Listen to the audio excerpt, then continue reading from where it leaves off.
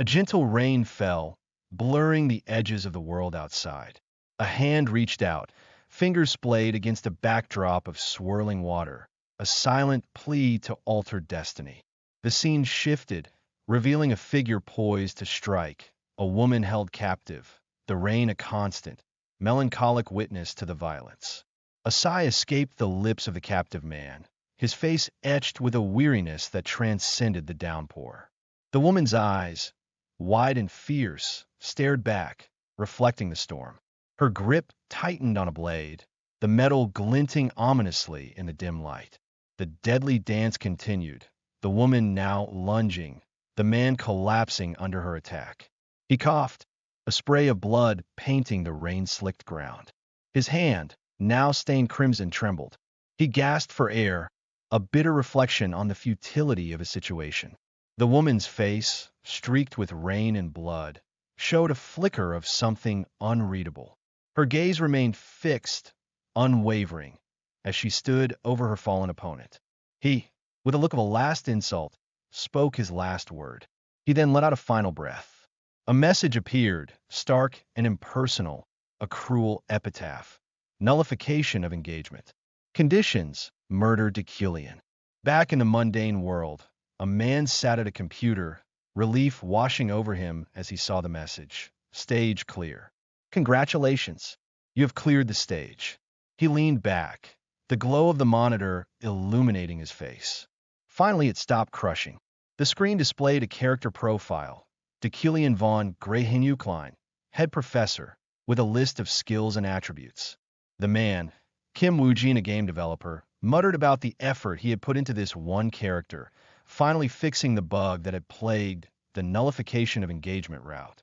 The game company, REW, was a well-known studio in South Korea, a powerhouse that had risen from a region known for its lack of console games. They poured all the investment into the AAA game.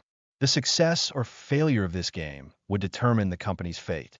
It was a single-player game, yet boasted advanced AI and named characters whose actions were significantly influenced by player choices. The variety of classes, knight, mage, explorer, demon hunter, noble, king, and more, offered players immense freedom. If it failed, the studio would fall with it. The developer decided he had to check characters one more time. Deucalion was the reason why he had been doing overtime for many months. Deucalion, an intermediate boss and a named villain, was a character riddled with bugs. His death, a crucial event, was often caused by a stab wound from his fiancée. It made sense with all the scheme he makes. His coworker, Woojin, asked, "How's the testing going?" The team leader, Inyu Era, who was also Woojin's ex-girlfriend, was introduced. They had shared 7 years of happiness, and, he felt, helped him become a better person, despite her workaholic tendencies and his own laziness. But they had broken up. He was not able to change. 6 months later, rumors spread that she had found someone new. She commented on his progress and hinted at her new relationship, with a slightly awkward, "It's going well." She urged him to focus on fixing the bugs. She mentioned a need to make changes to the story's end, specifically Deucalion. He was an intermediate boss that should be easily killed. Deucalion's power scaled with the scenario's progression, and the game's difficulty depended on the player's choices. She revealed a startling fact. Deucalion's character model was based on Woojin himself. She added they look alike. She noted with amusement the artist's similarity to him, a fact that shocked Woojin, as he had only met the artist twice. She also commented that they had similar personalities. Inyu Era asked him how he felt with the game experience. He answered that it will do well. He pointed out that her new boyfriend was outside. It was late. She kept telling him to go. Inyu Era then bided him goodbye. As night deepened, the clock ticked. Woojin decided to test Deucalion again. Man, the artist. Woojin decided to modify Deucalion's attributes, adding was kid and average mage, and giving a bit of backstory that he was called a genius as a child but with worse personality. Deucalion was hated by all, a situation Woojin found amusing. He considered adding a less conspicuous attribute he supposed to be based of him, such as comprehension, perhaps a form of empathy. He ended up adding a bunch of random things. He felt ashamed after he was done. He ended up reverting the character before any problems happened. Suddenly, an email alert startled him. It was from a story writer, dated April 6th, 2021, with a message. No. I was just waiting to take a look. Wu Jin, confused, checked the message again. The message continued, mentioning a finished model and a cryptic instruction to take a look outside the window. He looked up. The sky outside was a terrifying spectacle, a swirling vortex of lightning and darkness. He stared, bewildered. The sky was falling. A hole had opened up, unleashing a torrent of chaotic energy. Monstrous forms, skeletal and terrifying, began to emerge. Where am I? A voice, rough and unfamiliar, echoed in his mind. It was a guttural voice, accompanied by a cough. It was a warning. So, child, do not forget. Be wary of him. Always. Decilion is no tame man. He may be hesitant now, but he can do something at any moment. He's just donating his own talents right now. He is a vile villain. A woman's voice yelled for Decilion to get up, her tone sharp and demanding. Decilion's eye opened. The woman, furious, berated him, questioning his humanity. He had a realization. It had been a few days since he had possessed this body. It still felt like a dream. The woman, accusing him of shaming the household, ordered him to get up.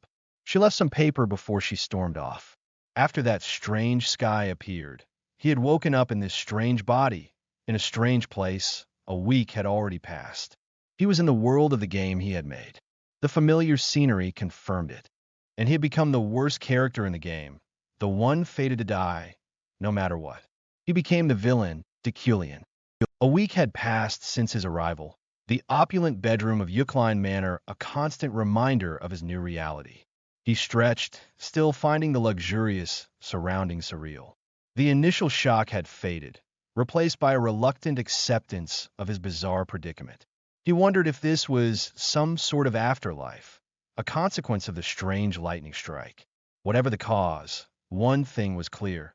He had become Decilion von Grehenuklein, the villain of the game he was developing. Decilion, the middle boss, was the root of all problems, a source of pain for countless characters. He was the villain. A major issue loomed. He had no idea where he was in the game's timeline. All he knew was his current mana level, and even that was useless without knowing its depletion rate. He tested all the game routes thousands of times, but only survived once. He served his purpose as the middle boss. He picked up the documents left by the woman who had berated him earlier, titled Professor Decilion of the Imperial University, Basic Understanding of Magic and Mindset Toward Mana. The woman, Uriel von Grehenuklein, Decilion's half-sister, served as the head of the household in his place. They had a very bad relation. He recalled what she said about the angry woman, concluding she was likely Julie, his fiancée, and that some conflict had occurred between them. The papers were just orders. She was scolding him and calling him professor. It must be today, his first day, he realized. He should have been prepared. However, the paper had all that he needed. He's never given any lectures before, but he needed to gather information. A screen appeared before him, displaying his primary survival goal, become necessary to the game, and a side quest. University lecture, with a reward of plus 0.5 store currency. Because of Uriel, there was many ways for him to die. He knew store currency was important, but what could he possibly lecture on? This body possesses the attribute, comprehension. He remembered when he was a developer, adding it for fun, to give him empathy. It's supposed to only appear in later stage. He used the bathroom and changed the unfamiliar clothes. It felt as though he had always lived as Decilion. The elegant clothes felt surprisingly comfortable. Intimidation, dignity, and aesthetic sense were there. It seemed as if the body was accepting him as its owner. The rigid formality that Kim Woo-jin once found stifling now felt natural. He walked toward the exit, a sense of purpose, though tinged with unease, settling over him. He felt that it was normal, even though his main goal was to get information. He was a noble, a superior member of society. He felt sick after a compliment. He thought about who he was. Kim Woo-jin was a completely regular man from South Korea. Objectively tall and handsome, his ex-girlfriend, described him as a pathetic, lazy bastard. He resolved not to lose himself, to remain vigilant. Stepping into a luxurious car, a novelty for him, he was reminded of a past encounter involving an expensive car, a memory that still stung. He noticed a young man sitting across from him. The young man greeted him enthusiastically, handing him a document. "Professor, good afternoon. Here it is." Deucalion wondered if he was his assistant or secretary. The assistant, surprised by the question, confirmed that he had been serving Deucalion for 3 years, but quickly brushed it off as a joke. Deucalion examined the document, initially assuming it was lecture material, only to find it was a script for him to follow. Given his lack of preparation and Deucalion's prideful, untalented nature, it made sense. The assistant was the one who'd do the work. He complimented him for the work. Perplexed by the unexpected compliment, the assistant urged him to rest until they reached their destination. He felt sick. As they left the manor, Deucalion felt his consciousness merging with the characters. They arrived at the Imperial University, Deucalion's workplace. The lecture was to be held in Rodeo Hall. He overheard students discussing his reputation as a master of spell interpretation and a child prodigy. Entering the hall, Deucalion silenced the room with a glance. He introduced himself. "My name is Deucalion von Greyhenuklein. I have taken this class as the head professor of the university's magic tower." He announced the start of his lecture. Students whispered their admiration for his looks and intelligence. A female figure, hidden in the shadows, clenched her fist, muttering, "Ha! At last we meet. The enemy of my father." She swore, "Deucalion, you trash bastard." The scene fragmented, shattered like glass. 3 years ago, her father had taken his own life. He had dedicated many years to researching spell interpretation, but the shock of having his thesis stolen drove him to despair and ultimately death. The culprit, known as the genius spell interpreter, was none other than Deucalion. The image of Deucalion, once admired, shattered into fragments in her mind. Powerless at the time, she had lost everything after her father's passing: her noble status, her family's house, and their territory, leaving her an orphan. Consumed by grief and rage, she vowed revenge. Through sheer determination, she managed to enter the Empire's Royal University, where Deucalion was a professor. She knew his spell interpretation skill was a sham, a stolen legacy from her father, a truth that fueled her burning resentment. She was fuming. How he ruined her family. His arrogance, his undeserved position, infuriated her. She yearned to expose his lies and bring him down, but knew she needed to bide her time, to prepare for the perfect moment of retribution. Deucalion, meanwhile, began his lecture, commanding silence with a single word. He reintroduced himself as the head professor of the Magic Tower, a monarch mage capable of controlling elements, noting that the monarch was the 4th rank among mages. He launched into an explanation of magic, outlining the 3 attributes and 9 types, concepts presumably familiar to his audience. The attributes, he explained, were the origins, the source of magic, encompassing elements, materials, and objects. The types included summoning, spirits, destruction, support, enchantment, manipulation, ductility, bewitchment, and harmony. To his surprise, Deucalion found the lecture material easier than expected. Even though he was simply reading from a prepared script, he found himself understanding the concepts perfectly, thanks to his comprehension attribute. His presence commanded the students' attention, his elitist demeanor coming across as natural rather than overbearing. He might even possess the qualities of a good teacher, he mused. He continued, explaining how mana usage differed depending on its storage location. In the head for mages, the heart for knights, and the inner core for a blend of internal and external mana. He delivered a concise message about the importance of focus over raw talent, a statement that felt characteristic of Deucalion. He admitted, however, that he himself wasn't extraordinary, his current mana level at 3,375, far below a named mage's primary mana of 30,000. He finished reading. He found the script was strange at the last part. The original him wouldn't say that. Decilian asked if there were any questions. At first, there was silence. Then, a student, the girl from before, stood up, reporting a mysterious spell discovered the previous night in the dormitories, assumed to be the work of the devil. She pointedly questioned Decilian, the genius spell interpreter, about his opinion. He, however, questioned her affiliation with the university's magic tower. When she hesitated, he rebuked her for not following proper etiquette, stating he wouldn't answer questions from a child who lacked basic manners.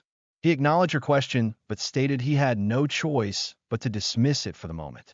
He realized that his comprehension attribute had consumed a significant amount of mana during the lecture, 1,300, a concerning revelation. The students whispered among themselves, amused by the girl's failed attempt to challenge Decilian. She, seething with frustration, recognized her attempt to get noticed had backfired. Ignoring him, she urged him to stop. She persisted, claiming the magic tower was refusing to analyze the spell, calling it a rumor. She used her magic to project the spell. She demanded that he, as a genius spell interpreter, identify the magic used. His mana had drastically decreased. She explained that while the remaining debutantes were analyzing the spell, there had been no progress, requesting a hint from him. Decilian identified it as barrier magic, specifically a bewitchment-type barrier designed to trap. With a final, dismissive gesture, he declared the matter closed. The side quest was completed, and he received his plus 0.5 store currency. In the university's magic tower cafeteria, the girl, identified as Ephorine, furiously ate her food, cursing Decilian. She had intended to expose his fraudulent skills with an unknown spell, but his unexpected knowledge and her own lack of decorum had made her appear foolish. She was only able to say it was a bewitchment spell. She noted how most spells needed parameter, but this did not. She had brought the unknown spell, which was drawn on the dormitory's front door, intending to expose Decilian.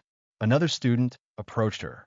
She explained the purpose of the spell was to increase the freshman's research skills, and that it turned out to be a real barrier after recomposing it. Ephorine was confused. The other student complimented her bravery in questioning the scary professor, though admitted they lacked the courage to do so. When she realized the magic was indeed a barrier, and he knew, she was shocked. The student thanked her, promising to include her name in the report. Ephorine, realizing she had inadvertently helped improve Decilian's reputation, despaired. Decilian's lecture topic for the semester, Understanding Elemental Magic, was revealed. She thought, know your enemy and you will win. Decilian's words echoed in her mind, serving as a stark reminder of the challenge ahead. She needed to remain steadfast. She vowed, once again, to expose him. Decilian walked through the university halls, a sense of unease settling upon him. The recent confrontation could have ended badly. He realized that his comprehension attribute had activated involuntarily when he looked at the spell, draining a significant amount of mana just by observing the intricate, tangled lines of the spell circle. He wouldn't have been able to understand, even with double mana. He was saved. He unexpectedly encountered a woman with white hair and light eyes, a character he recognized from his countless hours spent in front of a monitor. It was Julie von Deafraden, his fiancée, and a named character destined to become a pinnacle of knighthood. He felt uncertain on how to deal with this unexpected encounter. He greeted her with a curt, "Fine, let's say." Julie asked if he has been fine, despite the broken promise a week ago. He feigned ignorance, having no memory of any promise. He felt he should just avoid it, but she stopped him, questioning if he was running away, like before. She wouldn't let him go. Decilian, admitting a lapse in memory due to a past fever, inquired about the nature of the promise. She proposed a deal. If he confessed his pretense and arrogance to everyone, she would be with him, even if the world crumbled. However, his distrust was evident. He gave her permission to leave. She looked away. Julie departed, leaving Decilian to reflect on their broken engagement, an event orchestrated for convenience. The union of Decilian, a talented mage, and Julie, a talented knight, was seen as beneficial for both political and bloodline reasons. Nobody opposed to the marriage. It was for the good of the household, even if loveless. However, both families soon realized that Deucalion's supposed talents were non-existent. He had risen to the position of professor through lies, claiming to be a genius of spell analysis. After some incident, the fall of the whiz kid, he produced no accomplishment.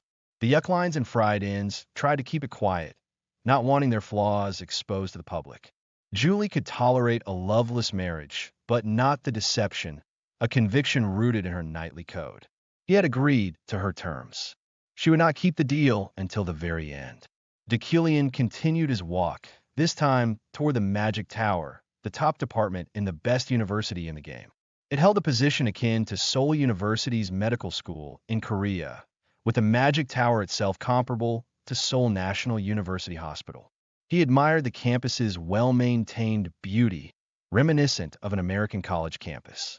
He reflected on how his team had spent countless nights creating this atmosphere, a bittersweet experience to witness in someone else's body. He stumbled, quite literally, bumping into a young man in a hurry. The young man, apologizing profusely, explained he was rushing to see his professor. Deucalion recognized him as the same student who had delivered the lecture script earlier, though he initially mistook him for an ambush. Introducing himself as Alan, not Zorro as Deucalion had mistakenly called him, he presented a list of sponsorships for new mages. The Magic Tower, like research facilities in the real world, required funding for magical development. Professors sponsored new mages they deemed worthy. Examining the list, Deucalion noticed a name shining in gold, a consequence of his own wealthy magnate attribute. This rare attribute, coupled with sharp eyesight, provided him with an intuitive understanding of profitable ventures. The golden name, he surmised, represented a potentially lucrative investment. Several other names also stood out, but one shone the brightest: Ephraim Luna. She was a main-named character, one of the developers in charge of modeling her, had her father killed by him. However, Ephraim had no sponsorships. Everyone was wary of what Deucalion might do if they sponsored her, given that she was his enemy. If he allowed events to unfold as they did in the game, the nullification of engagement would lead to his death. He was trapped by the villain's fate, a destiny where the world wished for his demise, but what didn't kill him made him stronger. Deucalion knew he could die in countless ways: a sword to the heart, a wand to the head, poison in a wine glass, a bomb. To survive, he needed to make a different choice, one the original Deucalion would never have made. He started writing. He instructed Alan to submit the documents and to borrow a few books, intending to begin writing immediately. Alan departed. Deucalion determined that he needed a lot of money to survive, as it could overcome many of the death routes. Investing in a mage was one way to get it, but that was not enough. There are many named characters that will try to kill him. To survive, he needed a way out. He needs to be strong. Deucalion concluded that the best way for him to survive was by becoming stronger. However, Deucalion's talents were merely average, insufficient to counter future threats or the countless deaths that awaited him. He had one advantage: his attributes. While he couldn't control all four elements like some, he possessed potential in manipulating earth and fire. Combining earth, fire, and metal resulted in another attribute: Midas Touch, which consumed the user's mana to unlock a target's potential. His talent in manipulating metal allowed him to wield chi-controlled levitating blades. It was simply telekinesis, he knew, common, but not widely used in this world. He could compensate for his lack of power by manipulating metal's properties. To realize all of this, he needed to learn manipulation, starting with object manipulation. He decided to test it. Focusing his will, he attempted to manipulate the book with his mana. The contents of the book, on basic telekinesis, flooded his mind. With newfound understanding, he effortlessly levitated a nearby paintbrush. Now, he had memorized basic telekinesis and did not need to cast it. Something he saw only on the game screen was happening. However, even with high-ranking telekinesis, he knew he wouldn't reach the level he desired. He considered a radical idea: What if he covered his entire body with magic circles? In this world, larger magic circles were stronger. So imprinting them across his body, not just his brain, but his heart and inner core, could amplify his telekinesis, using the comprehend to understand it. Of course, there was a risk of overload and side effects. But the attribute this body, called Iron Man, allowed him to withstand such effects. His current mana level, at 800, was sufficient for a taste. He pushed and tested his new skill. He began, and a searing pain engulfed him, as if his bones were breaking and his muscles tearing. He endured, refusing to yield, a steadfastness befitting a noble. The pain ended, and he felt utterly drained, his mana depleted to a mere 1/3,375. Yet, he had gained something. A magic circle now adorned his shoulder. He estimated it would take 2 weeks to cover his entire body. A month passed since Deucalion's seminar, marking the first day of his lecture at the University Magic Tower. The upperclassmen had told a different story, wondering if the classes were all like this. The students had been tasked with studying in an element-rich area, using signboards. They were left to struggle, questioning the professor's whereabouts. Ephraim, among them, grumbled about Deucalion's irresponsibility. She was suddenly bumped into by another student. Ephraim, startled, demanded to know who it was, only to be further shocked when the student vanished before her eyes. The student, revealed to be Sylvia von Josephine Ilade, reappeared, startling Ephraim again. Ephraim didn't recognize her. Sylvia, using her magic, she built a monument of rock and ice. Ephraim remembered someone from House Ilade was involved in an incident 10 years prior, where the Ilades, fearing her father and her potential, surrounded and threatened their manor. How could Sylvia not remember her? Sylvia started absorbing mana, puzzling Ephraim. Sylvia was taking mana and absorbing the elements. She was absorbing everything Ephraim has been gathering. Ephraim was confused. She remembered. Pretending not to recognize Ephraim, she asked, "Miss Sylvia?" Sylvia, seemingly smug, claimed Ephraim was trying to steal her spotlight after threatening her family and using magic to force her to drop. Ephraim could not make of who she was talking about. Ephraim did not know Sylvia, but know her father, the deceased former noble, a fact that infuriated Sylvia. Another student intervened, witnessing Sylvia's aggressive display. Sylvia, enraged, demanded that Sylvia repeat what she had just said, her magic flaring. Sylvia, enraged by Sylvia's words, unleashes a torrent of green energy, knocking her to the ground. Sylvia is shocked. A sudden explosion of fire and debris erupts. Another student is sent flying, crying out in pain. Amidst the chaos, other students inquire about the injured and the cause of the disturbance. Sylvia, still seething, demands Ephraim to stop her, repeating what she has said before. She accuses her of insulting her father, threatening to end her. Ephraim, however, is distracted by a strange, dark light emanating. This void-like phenomenon alarms the other students, who recognize it as a dangerous and indiscriminate force. It's revealed to be the result of Sylvia's and Ephraim's clashing mana, now sucking in everything around them. Warnings are shouted about an impending explosion, with the metal fragments becoming deadly projectiles.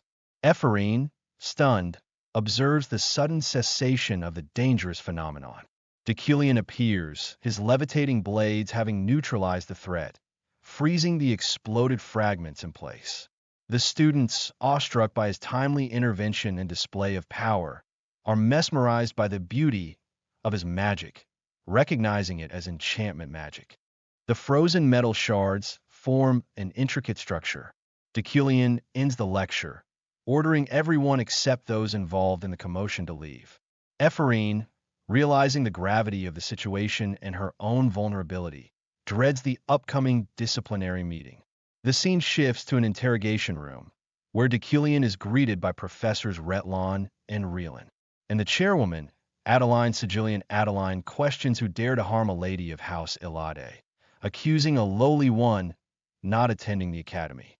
However, She also acknowledges Deucalion's skillful resolution of the situation, praising his impressive intervention.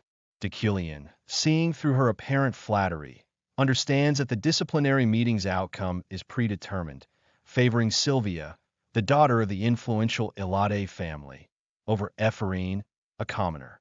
He knows he must manipulate the situation to his advantage, driven by his own survival instincts and the looming villain's fate. The disciplinary meeting between Ephraim and Sylvia officially begins. Professor Reelan admonishes them for the conflict, stating someone could have been hurt if not for Deucalion's intervention. Ephraim, unable to reveal her true motives, remains silent, aware that Deucalion is observing her. She reflects on Sylvia's disdain for her father and her inability to speak freely in front of Deucalion. The professors mock Ephraim's perceived inferiority complex. Ephraim feels humiliated by their disregard. Sylvia claims the argument stemmed from an accidental destruction of her work during class. The professors, biased against Ephraim, accuse her of anger management issues. They call for Ephraim's expulsion, emphasizing the need to punish such behavior. Ephraim, enduring insults and feeling isolated, realizes there is no one to protect her. She bitterly blames Deucalion for her predicament. Adeline appears to have orchestrated the opinions. She asks for Deucalion's opinion as a witness. Addressing Ephraim, Adeline suggests the incident is over, questioning her perceived fault. Sylvia is taken aback as Adeline repeats the question. Deucalion, questioned by Adeline, claims he could have prevented the incident but chose not to, wanting Ephraim to face greater trouble. Ephraim is again confused.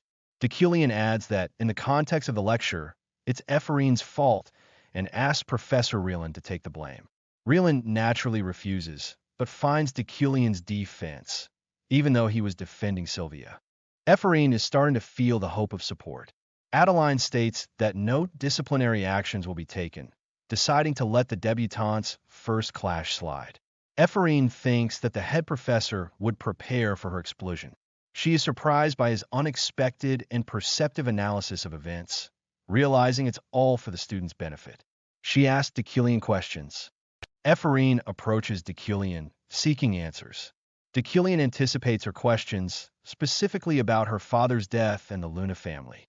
Ephraim contemplates the possibility of Deucalion rescinding his verdict to protect himself, even if he did remember her father. She finds the thought of him forgetting her father even more heartbreaking. Deucalion tells her she doesn't need to ask, advising her to focus on her potential instead of dwelling on the past. Ephraim is left. Ephraim, reflecting on Deucalion's actions, realizes he must know about her and her father. She concludes he helped her out of pity, finding some solace in the fact that he remembers. For now, she decides that's enough.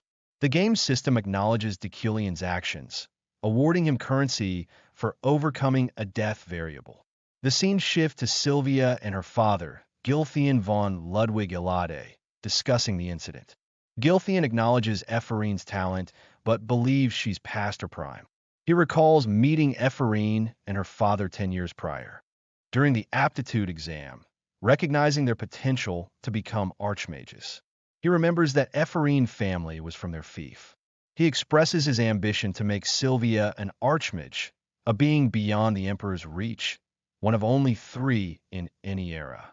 He reveals his plan for Sylvia and Ephraim, descendants of the Elade and a collateral Luna family, to compete for the remaining archmage position. He admits to driving Ephraim's father, Kagan Luna, to suicide solely because of Ephraim's potential. Sylvia, while ambitious, claims she was merely unlucky in the recent incident, dismissing Ephraim's threat. Gilthian warns her to be wary of Deucalion, a genius who could soar high.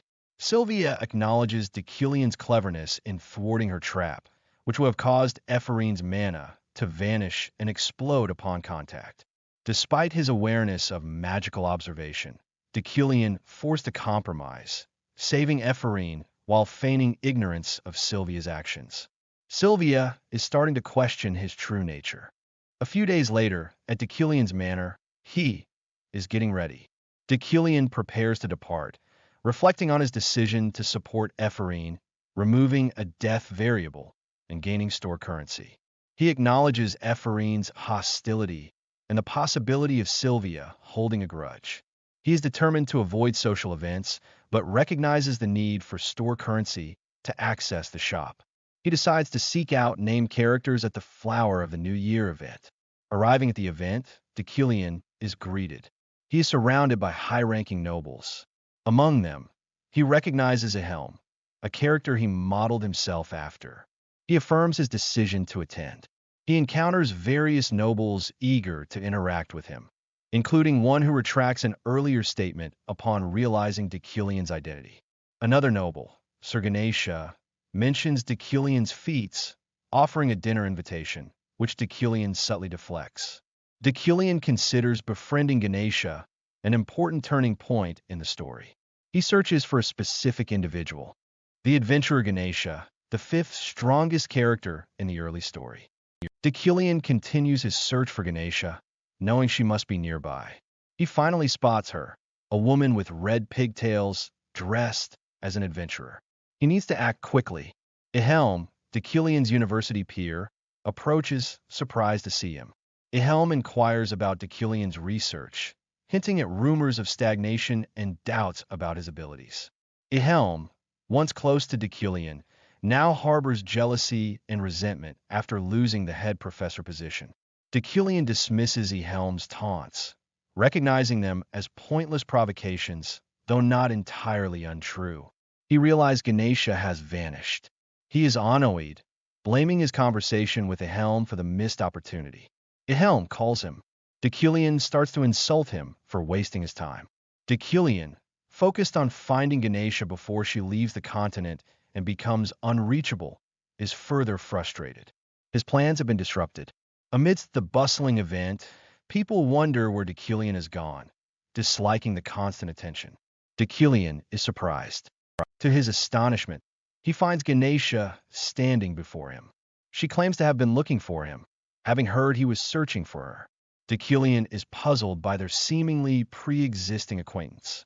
Ganesha playfully admits to getting lost and apologizes for a past mission, offering the advance and cancellation fee as compensation. It appears they have a history related to commissions.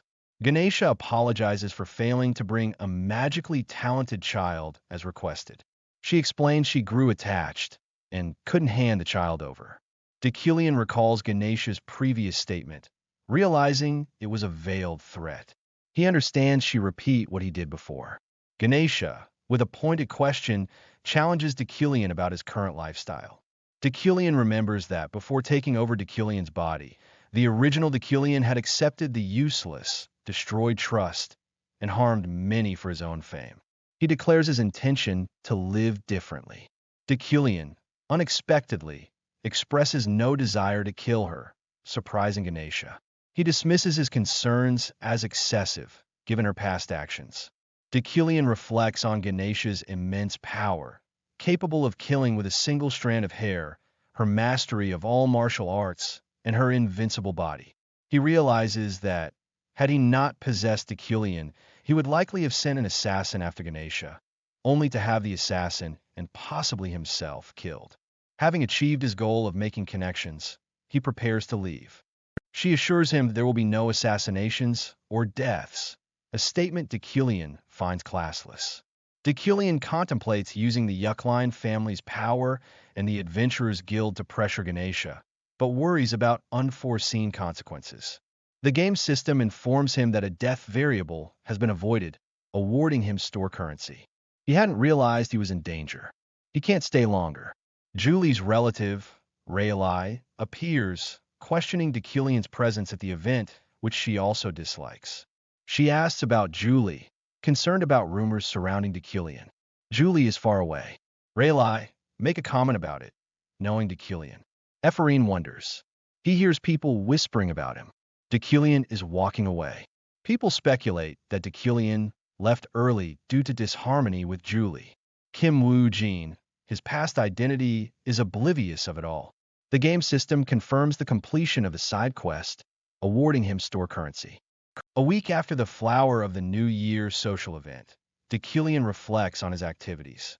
Besides his usual memorization and basic telekinesis training, he started working out, feeling his stamina was lacking. This stems from the near-death experience of engraving magic circles onto his body. A flashback shows him collapsing, bleeding, after a magical experiment. He attributes his survival to the Iron Man attribute, realizing a normal mage would have died. His desire for greater strength, triggered by meeting Ganesha, led him to engrave a fire control circle to enhance his telekinesis and metal manipulation. This method, while drastically reducing the time needed to learn magic, is incredibly dangerous. Recognizing the strain on his body, he incorporated physical training into his routine. Finishing his workout, Deucalion prepares for work. He enters his office, where Alan greets him with news of a statement from the Magic Tower. The statement from the Magic Tower Qualification Committee announces an audit hearing in 6 months to review Deucalion's research progress. Deucalion realizes this is a consequence of his predecessor's stagnant research. He understands that his position as a professor is crucial to his existence in this game world. Losing that title would mean losing all hope of returning home. Determined to prove his worth, Deucalion plans to find something of value in Deucalion's laboratory. Entering the lab, he finds it in disarray, seemingly untouched for a long time. He notices an unnatural-looking trail of earth, suspecting it might be hiding something. Despite not knowing the culprit, he believes there's no better way to stop Deucalion. Thanks to his telekinetic manipulation, he unearths a hidden book. The book is encrypted, protecting its research contents. Deucalion effortlessly decrypts it using his comprehension attribute. A blinding golden light emanates from the book, revealing the brilliance of the research, visible only through his combined wealthy magnate and sharp eyesight attributes. However, he finds the research incomplete, with missing sections and incorrect logic. Despite this, the research is valuable enough to trigger a reaction from his wealthy magnate attribute. He discovers a hidden message in a picture of Ephraim Luna, realizing that Ephraim's father was working as Deucalion's researcher. The message reveals the Luna family's grudge against Deucalion and Ephraim's difficult life. Deucalion assures her, in his thoughts, that he will complete the research using comprehension and add her name as a co-author. The scene shifts to a university cafe, where a group of commoner students discuss the importance of sticking together. Ephraim, a former noble, is among them. She reflects on her lack of a noble's residence or land. The group emphasizes that Ephraim needs to be their representative. They discuss the need for a supervising professor to form a club, a significant hurdle. They consider various professors, but dismiss them due to their biases. Ephraim is hoped if the food they offer is eaten. One student suggests asking Professor Deucalion, prompting Ephraim to rush forward, spilling food. A student reassures her, noting that Deucalion looks down on everyone equally. While Ephraim avoided punishment thanks to him, she doubts he has taken a special interest in her. She's reluctant to get involved with Deucalion again. Another student warns against overthinking it, fearing a negative outcome. Julia grabs Ephraim, stopping her. Julia, appearing suddenly, asks what's wrong. Ephraim, startled, steps back. Julia, seeing Deucalion, reacts strongly. Julia, startled by the mention of Deucalion's name.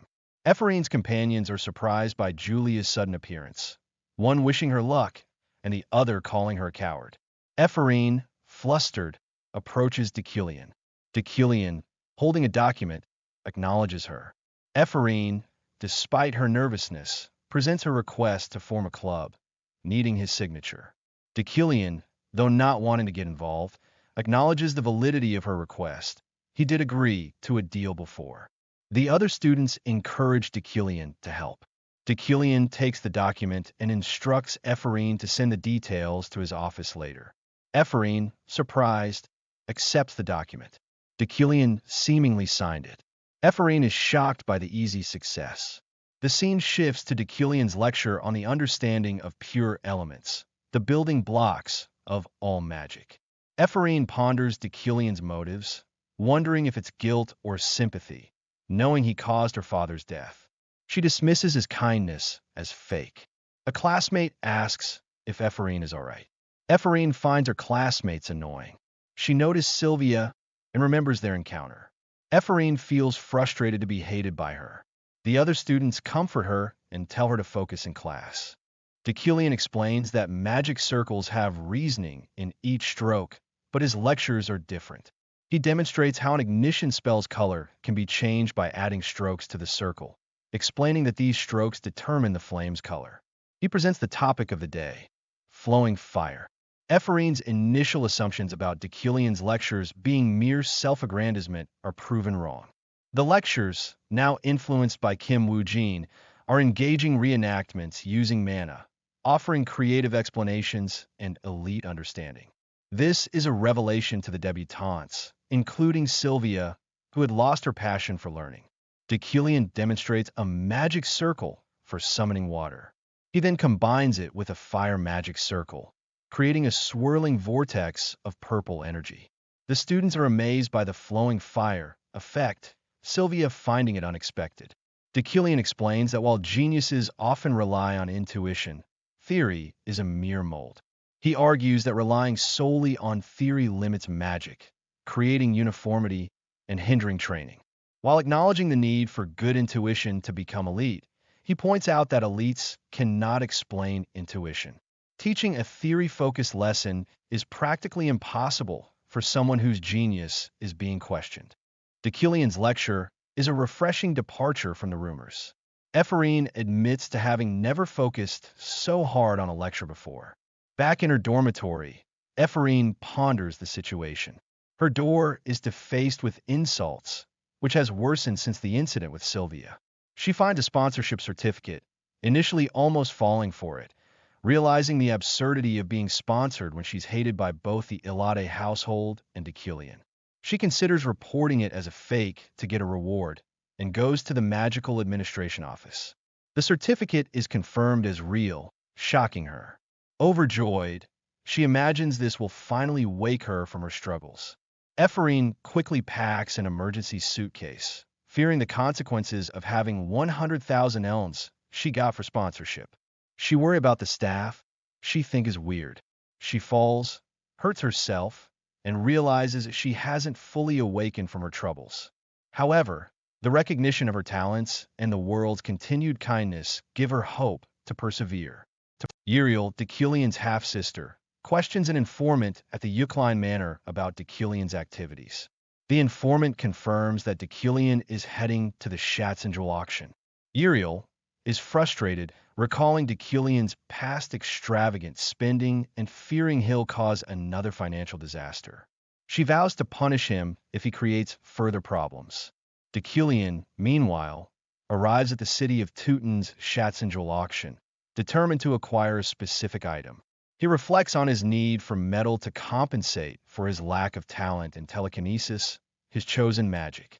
He currently uses wood steel, but it's only a temporary solution. He knows the item he truly needs will be available at the auction. Inside the VIP waiting room, Julie unexpectedly appears. She's surprised by his presence. Julie turns to leave, only to be addressed by Deucalion. He greets her, thinking about this unexpected encounter. Julie, visibly angry, confronts him about his involvement in the recent disciplinary committee, accusing him of trying to ruin the debutante's futures. Deucalion dismisses it as old news, and Julie warns him that his past sins will catch up to him. She gives him a final piece of advice, implying that she's severing all ties with him. Deucalion internally agrees, acknowledging his disinterest in marriage and the dangers surrounding Julie. He idly wonders about her presence. Julie, flustered, insists she's there for her own reasons, looking for a specific item. She gets flustered. Deucalion finds Julie's flustered reaction cute, realizing she had initially misunderstood his intentions. He internally notes a strange sensation, worried that he might be becoming influenced by Deucalion's emotions, despite his efforts to maintain his original personality. The auction is announced. Deucalion dismisses his concerns, focusing on the upcoming event. He watches as the auctioneer presents the first item, a vase from the east. The bidding begins, and Deucalion recognizes a light emanating from the vase, similar to the one he saw when examining Ephorine's papers. The bids quickly escalate. Guest 777, Deucalion, secures the vase for 2.5 million elms. He reasons that the vase's value is higher than its price, and he has enough funds to invest. Various other items are auctioned off, all going to guest 777. The audience identifies guest 777 as Professor Deucalion. Julie finds Deucalion pathetic. Julie finds him no different than her and his vanity. Julie's focus is on obtaining Winter's Fire, the final item of the auction. The auctioneer reveals the coveted item, Winter's Fire, also known as the Snowflare Stone. Julie and Deucalion both express their determination to acquire it. The Snowflare Stone is described as one of the 10 rarest metals, used to forge legendary weapons and holding both heat and cold energies. Julie and Deucalion are resolved to get the item. Bidding starts, escalating rapidly into the tens of millions. Julie successfully bids 30 million elms. However, guest 777, Deucalion, immediately outbids her with 31 million. Julie, shocked and frustrated, questions Deucalion's actions. The crowd speculates that Deucalion is buying the Snowflare Stone, used for crafting swords, as a gift for his fiancée. They further suggest he deeply loves his fiancée, since he could have simply allowed her to buy it. Julie, confused, wonders if she's been competing with herself. Deucalion states that even if he's interested in it, he can't ignore something she is also interested in. The Snowflare is rare, and who knows when it will show again. Julie begins to be concerned. Each of them must get that stone. The auctioneer announces the final bid for the Snowflare Stone, 42 million elms. The winner is revealed to be guest 777, Deucalion. The audience is abuzz, commenting on the excitement and competitiveness of the auction and Deucalion's success. One remarks that Julie's brother was out of line, while others speculate that Deucalion is working hard to give his fiancée a gift. Julie, dejected, realizes Deucalion has achieved his goal. She bitterly reflects on how, once again, she's repeating the events of the previous year, having never desired such extravagant gifts.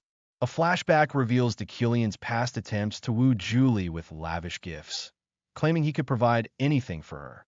He boasted of his greatness, which only served to humiliate Julie. She pointedly reminds him that he already knows what she truly desires. Another flashback shows Deucalion and Julie facing each other at imposing gates, where he demands to know what she wants from him. Julie's actions, leaving the room and ruining her own engagement, stem from her rejection of his materialistic approach. However, Deucalion is not completely fixated in the past. Rumors circulated that Julie, though dignified, begged for Deucalion's affection and was promised a knight position in return, rumors that Julie herself propagated to tarnish her image. Julie wonders if Deucalion's actions are meant to make her return to him, finding the notion foolish. She realizes she can't love him, no matter how hard she tries. Even in this renewed confrontation, Deucalion's actions surprise her. He pointedly asks if she also wanted the Snowflare Stone, provoking her anger. To Julie's shock, Deucalion apologizes. She is left stunned, and he dismissively departs. Julie is flustered. She wonders the reason of his apology when he do not do that. Julie's sister, Josephine, arrives, urging her to get in the car. They drive away from the auction house. Deucalion reflects that Julie likely wanted the Snowflare Stone for herself, and he's frustrated that no death variable appeared despite their conflict. Back at the Yahello Manor, Deucalion is greeted by the staff. They inquire if something happened, as Uriel arrives, furious about Deucalion's extravagant spending. She accuses him of taking money intended to pay for the mines.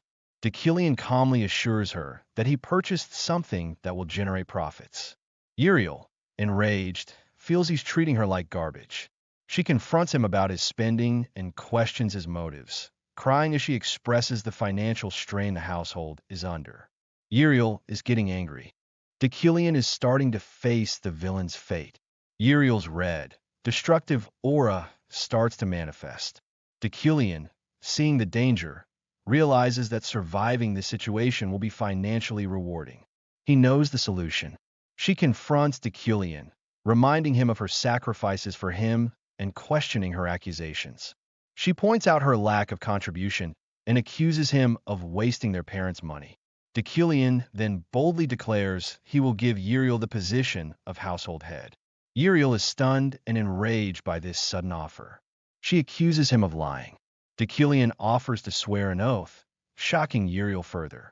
He explains about Mage's oath that kills when it is broken.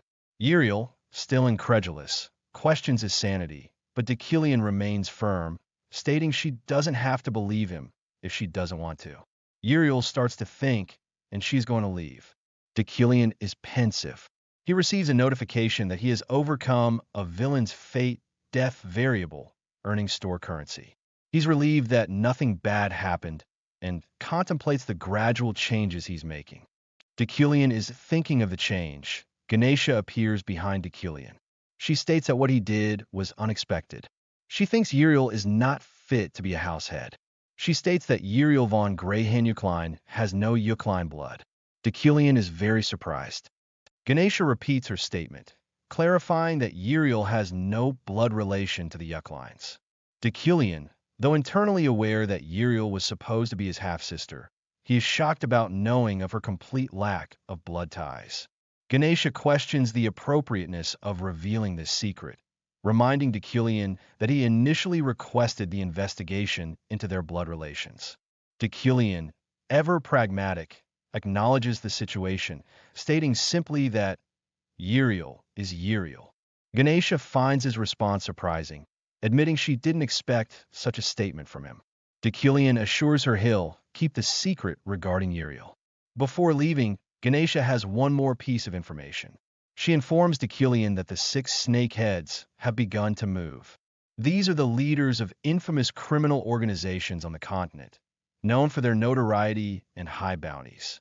Ganesha warns Deculian that they are after the items bought from the auction house. She implies that Deculian has been neglecting his magical defenses, which is how she was able to enter so easily. Deculian finds a paper beside him that Ganesha left behind. He sighs, acknowledging the new information. He affirms that knowing this changes nothing, as he is not Deculian. Deculian's treatment of Uriel won't change regardless of her biological connection to him. She will always be his sister. Deculian and Ganesha agree to conceal this, finding comfort in a new secret. Elsewhere, adventurers around a campfire discuss Deculian. They are amazed by his change, and one is attracted by him. They are interrupted by Rayleigh, a member of the Red Garnet adventure team and Julie's relative. Rayleigh reveals she no longer needs to observe Deculian, as he is not looking for a magic slave. The adventurers head back. Rayleigh commands them to keep everything they heard secret. She uses her magic. The next day, at the University Magic Tower, Deculian contemplates the system store. He is not able to buy anything from the system store, that he will have 6 chances. He is only at level 1. He will have a chance for level 3 and 6. He realizes he can't rush and waste this valuable opportunity.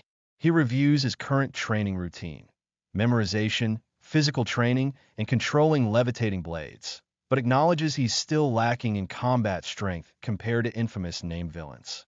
He concludes he needs improvements in mana quality for growth. Alan, Deculian's assistant, enters with a report. He advises Deculian to be careful, presenting a wizard journal. The journal contains a wanted poster for Lockhar, a wizard killer. Deculian recognizes Lockhar as the greatest danger to mage players in the early game. While a normal mage wouldn't pose a threat, Deculian sees this as a potential opportunity to earn currency. Deculian dismisses Alan, instructing him to head back to the library. He then asks Alan if he intends to become an assistant professor. Alan, startled, confirms his aspiration despite Deculian's past comments about his lack of talent. Deculian, seeing Alan's earnestness, gives him a bangle engraved with the Yucklein emblem. Alan is grateful. Deculian praises Alan's organizational skills and usefulness, deciding to keep him close. He recognizes that others, resentful of Deucalion's past cruelty, have left, leaving Alan, who is willing to do any kind of work, potentially vulnerable. Deucalion gives Alan money and instructs him to buy dinner. Deucalion departs, as Alan surprised and grateful. Deucalion heads to the staff-only library, motivated by Luna's paper. He found the paper on the invention of pure elements in the laboratory. Though filled with errors, he intends to correct it. He also hopes to find useful manipulation-related grimoires. Deucalion is interrupted, asking why he's in the staff-only library. It's Sylvia. 10 minutes prior, Sylvia had been searching for study materials in the executive reading room, a space typically restricted to faculty. The librarian, initially hesitant, is overruled by a magically projected image of Professor Reelan, who grants Sylvia access, citing her status as the successor of Elade and this year's rookie mage. The librarian complies, allowing Sylvia to browse freely. Sylvia, whose hobby is studying literature and languages, has come specifically to find a novel written in Ethanol, the language of the now-disappeared fairies, making such books exceedingly rare. This is the reason for Sylvia's visit to a place she wouldn't normally have access to. As Deucalion approaches, Sylvia is unaware of his presence. He confronts her, questioning her presence in the executive reading room. Sylvia, surprised and recalling rumors of Deucalion's aversion to the library, wonders if he intends to call a disciplinary committee. She explains that she's looking for a specific document and has Professor Reelan's permission. Deucalion realizes that both the professor and the librarian have disregarded school regulations, and those involved deserve discipline. Sylvia, surprised, is interrupted as Deucalion picks up the book she holds. He identifies it as an Ethanol novel, questioning her ability to read the language, though he notes that's not the important issue. Sylvia defends her interest in literature and languages. Deucalion lets it slide this time, warning her that future breaches of protocol without permission will result in disciplinary action.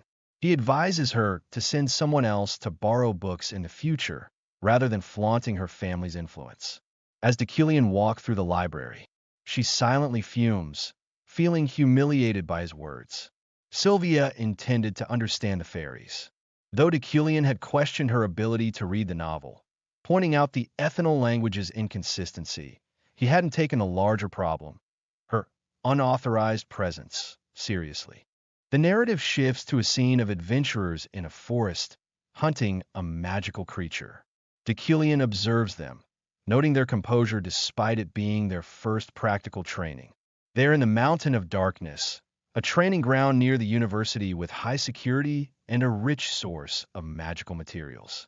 The danger is high due to venomous creatures, prompting the Magic Tower to enforce protective barriers and patrols.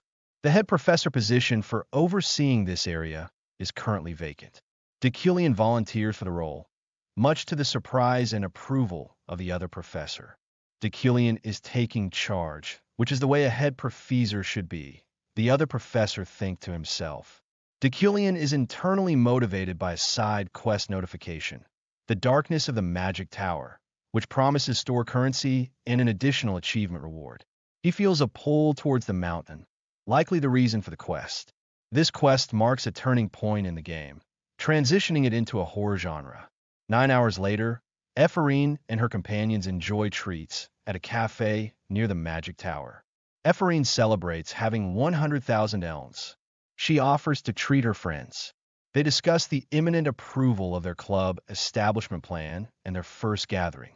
Julia mentions a training session at the Mountain of Darkness, where 50 people volunteered despite the occasional accidents.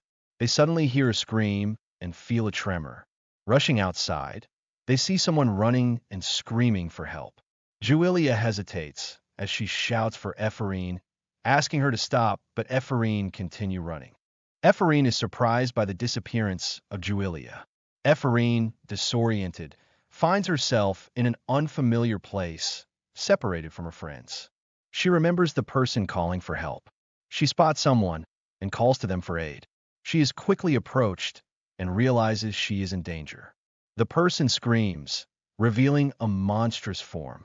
Ephraim, now certain she's being attacked, prepares to defend herself. He walks, when suddenly Deucalion appears, surprising her.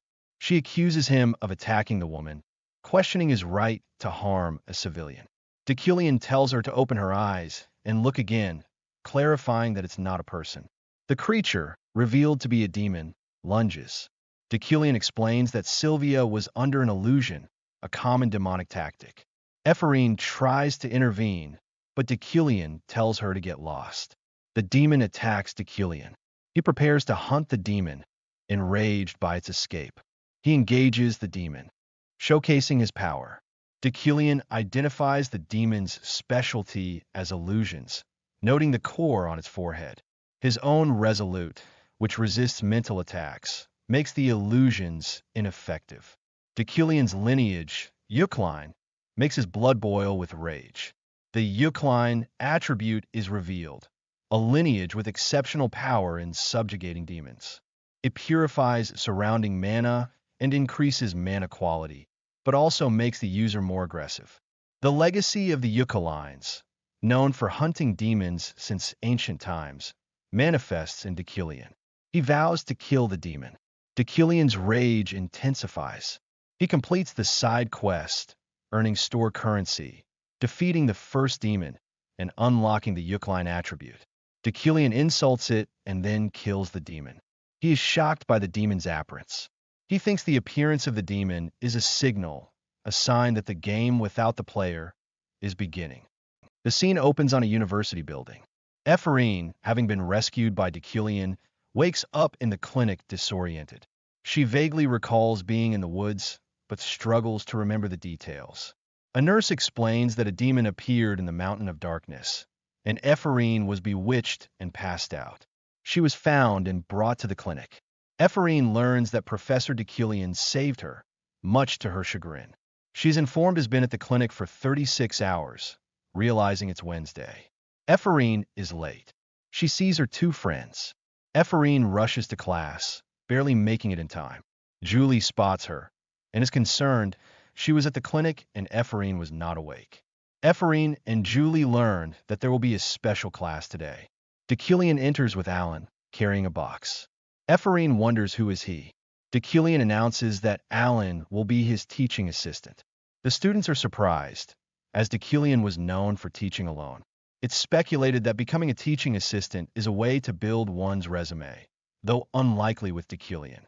Ephraim is reminded of her father's inability to become a teaching assistant at 30. She questions Deucalion's sudden decision to take on a mage as an assistant. Deucalion announces that today's lecture will be based on experience. Students, including Sylvia, are given a 3-hour task with a timer. Ephraim thinks of her father's inheritance, finding a similarity in the bracelet to Deucalion. She questions her father's relationship with Deucalion and his recent generous actions. Ephraim feels she must finish the task. Sylvia completes the task in a mere 25 minutes and 15 seconds. Her peers praise her speed, noting it hasn't even been 30 minutes. Alan and Deucalion watch. Deucalion permits Sylvia to leave. Ephraim witnesses this.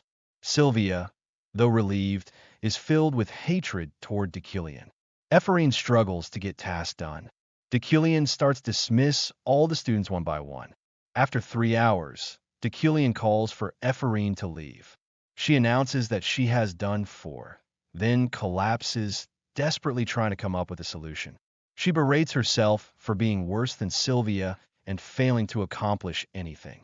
Ephraim feels stupid, recalling her past failures and inability to compete. He remembers her. That has been 5 hours and 47 minutes. Deucalion, still present, asks how long she intends to make him wait. He criticizes her for breaking down over an easy assignment and failing to finish in time. He emphasizes the importance of remaining cold and logical, even in the face of ridicule or being surpassed. Deucalion declares that Ephraim will never reach his level with such a weak mind, expressing his disappointment. He leaves. Ephraim, stung by his words, sits alone. She repeats the statement, finding Ephraim better than this. Ephraim is fuming. A green power emerges from the bracelet, with a green aura.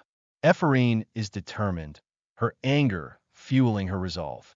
She declares she'll do it, no matter what it takes. Deucalion reflects on the recent events, believing the effort spent on Ephraim was a necessary cost. He needs her to grow stronger for the challenges to come.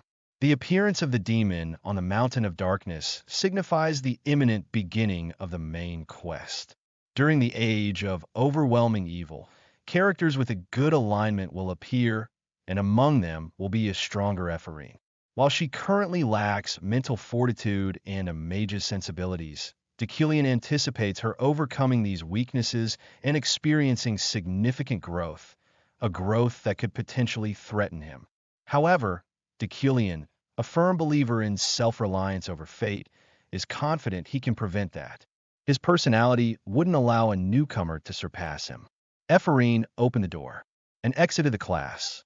He pauses, noticing something. He examines the completed assignment from Ephraim, noting the time it took, 6 hours and 25 minutes. He acknowledges her flaws as a non-academy graduate, but also recognizes the high quality of her results, worthy of first place. This completes a side quest, awarding him store currency. Now that Ephraim has returned, Deucalion decides to head back to his residence. As he walks, he's intercepted by a large, boisterous man. It's Zeit von Bruggenfraden, Julie's older brother, and a powerful figure ranked above even Ganesha in initial combat strength. Deucalion wonders about Zeit's motives for seeking him out, suspecting it might be related to Julie's Snowflare Stone. He internally braces himself, unsure if this encounter constitutes a death variable, though he has no particular animosity towards Zeit. Zeit, with a jovial demeanor, expresses concern over Deucalion and Julie's recent interactions. He proposes a dinner arrangement between them, seemingly friendly for now. Deucalion agrees readily. Zeit, pleased with the quick decision, promises a menu tailored to Deucalion's tastes and assures him he'll handle the arrangements. Deucalion realizes Zeit orchestrated the encounter, leaving him no room to refuse. Zeit holds his household in high regard, and Deucalion understands that interfering with his plans could be dangerous. The next day, at the Frieden household, Julie vehemently objects to the dinner. She expresses her hatred for Deucalion and her busy scheduled training nights, leaving her no time for such a meeting. Zeit dismisses her protests, calling her sulky over a mere snowflare stone. Julie, becoming angry, Zeit suggests Deucalion bought the metal, which is only used to forge weapons, to give to her. He adds that if he were to offer it as a gift, she would break the engagement. Julie, frustrated in Zeit. He insists she think carefully, reminding her that there's no place for emotions in politics. He questions whether she has any romantic attachments, which she denies. Julie denies Zeit's suggestion. He prepares to leave, instructed her to be on time, and to resolve any issues then. They meet, and a clash of swords ensues. Julie finds herself on the defense. Varen, Julie's subordinate from the Order of High Cane, she apologizes for her disrespectful behavior. Varen, however, clarifies that he doesn't find Julie abominable, but finds it unreasonable for the residing head to push for her marriage with such a man. She's told to not talk ill of Deucalion. Julie assures that it does not matter, as she is okay. As Varen is silent, Julie, ordering Varen to get ready, prepares to return. Varen is lost in thought, reflecting on how he's found a way to prove his loyalty. It's something only he can do, and he intends to make Julie happy.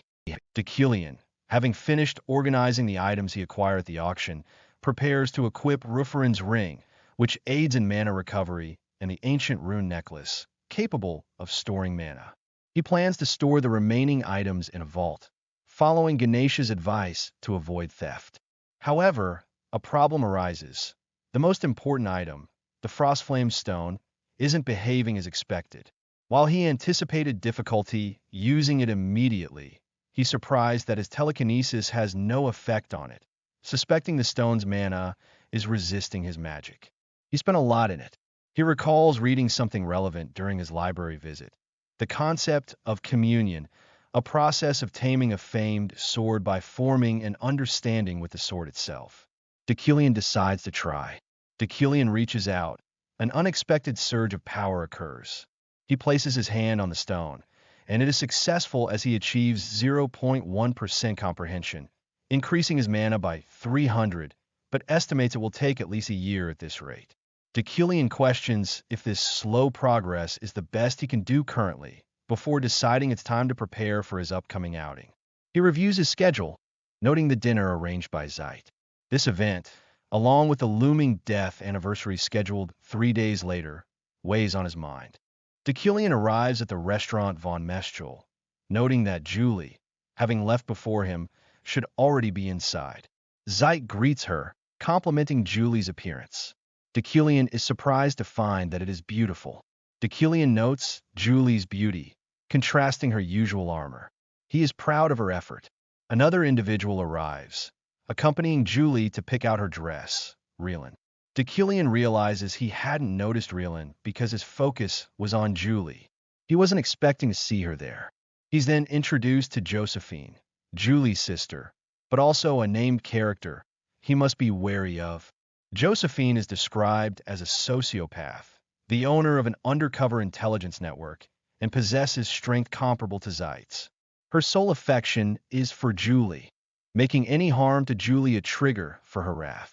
Deucalion understands why Josephine hasn't harmed him yet, but he sensed her murderous intent upon entering the room. He acknowledges this encounter as a significant and dangerous death variable, requiring him to demonstrate his seriousness about Julie to survive. Zeit gets straight to the point, asking Deucalion when he intends to hold the engagement ceremony, reminding him it's been 3 years. Josephine intervenes, telling Zeit the adults are talking. Deucalion is ready to respond.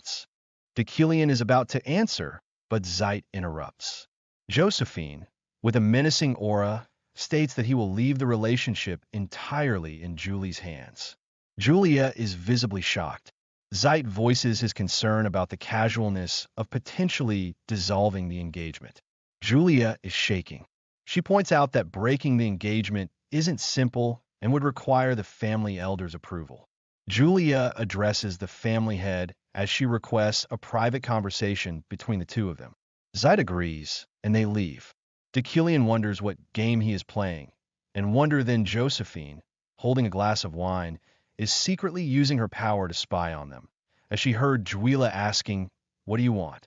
Julie reiterates her question, demanding to know Deucalion's true desires. Deucalion realizes Josephine is eavesdropping behind the door, likely with Josephine's knowledge, her laughter earlier being a cover for a wiretap. He sees this as an opportunity. If he can convince Josephine that he genuinely loves Julie, he might be able to overcome this death variable. Deucalion begins to speak, addressing Julie directly.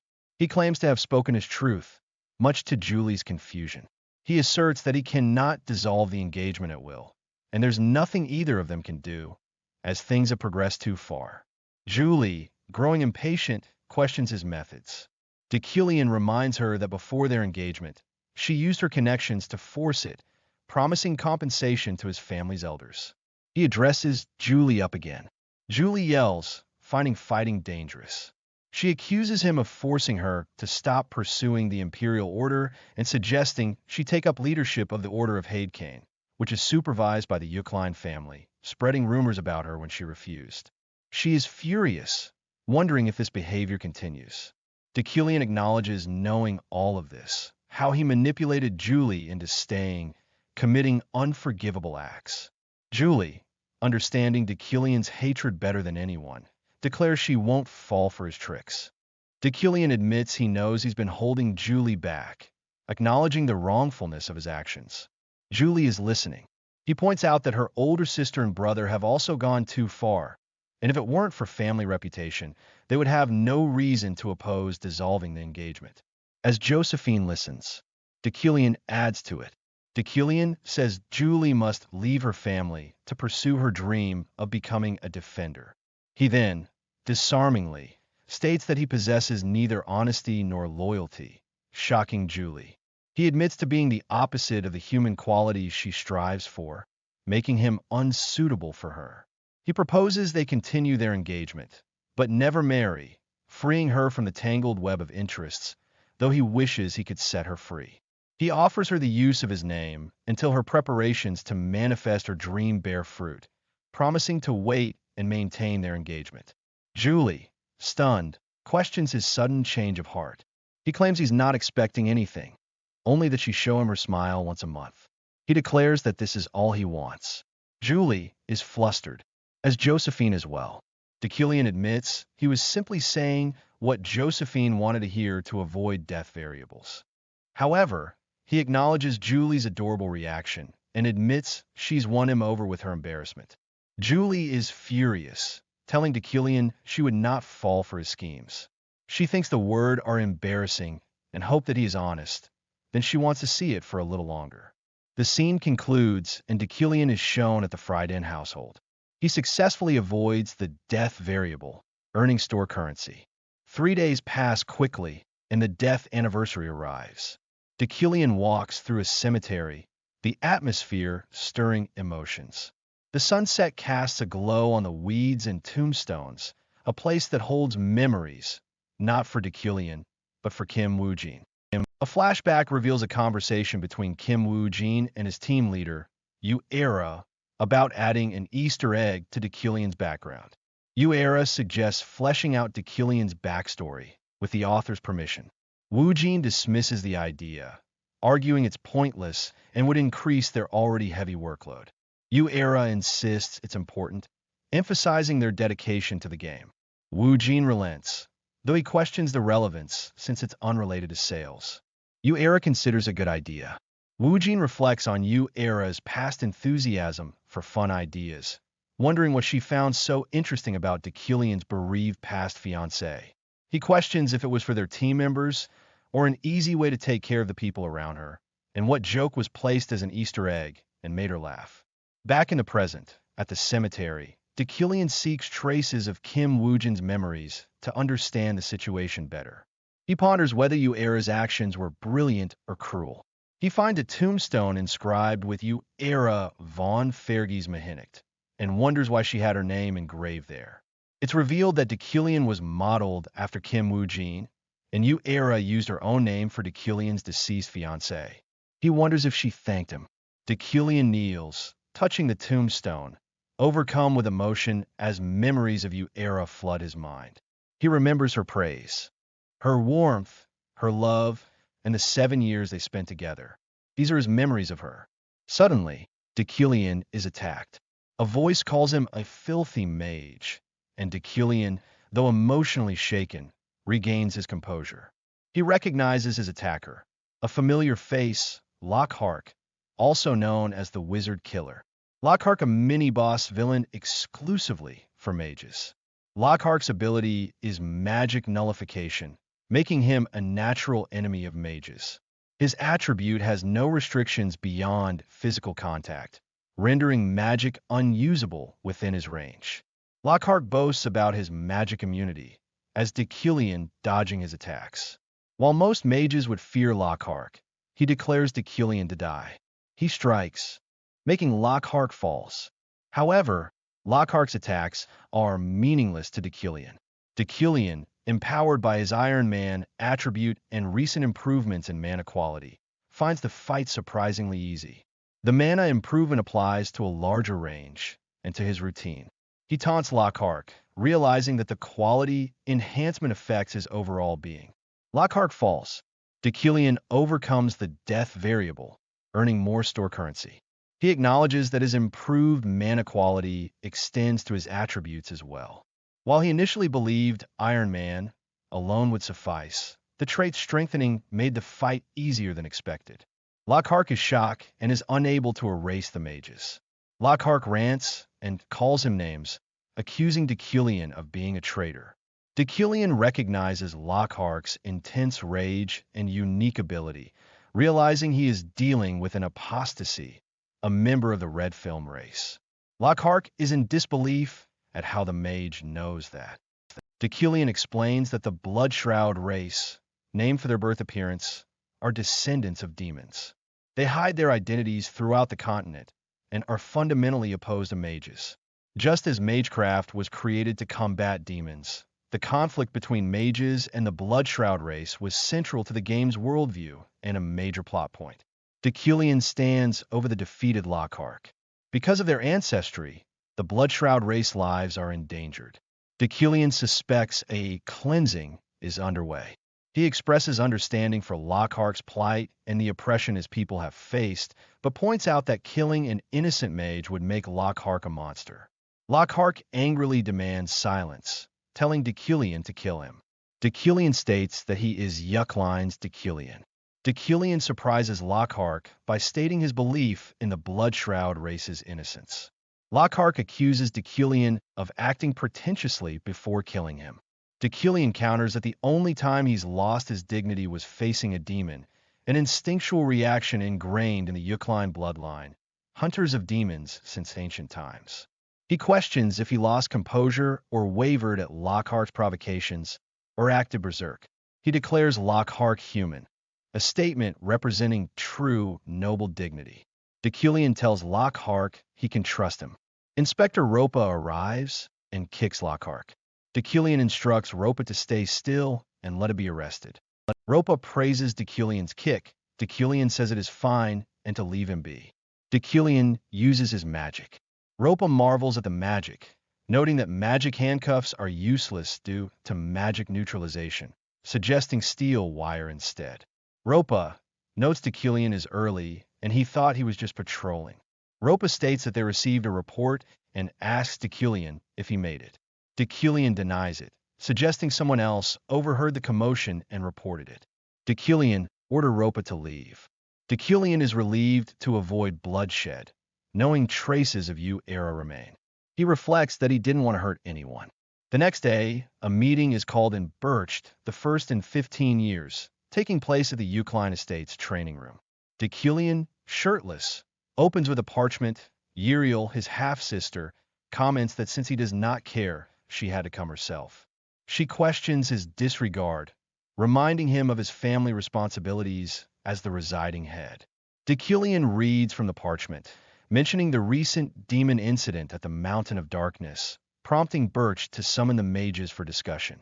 This triggers the main quest, Birch's Call. He has to travel to Birch in a week, accompanied by one guard, for a total of 2 people. Uriel asks if he needs a guard, and suggests Jeff.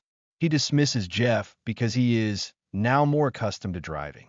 Though she thinks he can't travel unguarded, Uriel feels confident in his abilities. Uriel says that the journey to Birched is one where his life can't be guaranteed. Deucalion asks if she's worrying about him, and she responds not to say something so gross, since she is yet to receive the residing head position. He will leave the decision to her. Deucalion leaves the guard issue to her, asking her to commission it to a trustworthy place. At the order of Freehame's post, knights are training, with Julie overseeing them. A supervisor observes the training. Varen asks the supervisor what he should do. The supervisor is shocked by Varen's murderous aura. He tells Varen to make some noise as he moves. The supervisor mentions a large commission that has come in for their order, but he is bothered and uncertain whether to accept it. He tells him to not worry, to not share his concerns, especially not with her. The commission involves guarding Deucalion, specifically the entire train, though it's clear the task is being downplayed. Varen decides they must take this commission. It is a big opportunity. However, the relationship between Deucalion and their captain is problematic. Varen believed Julie would never let personal feelings interfere with a mission. The supervisor decided to mention the commission to the captain, as Varen omits a murderous aura.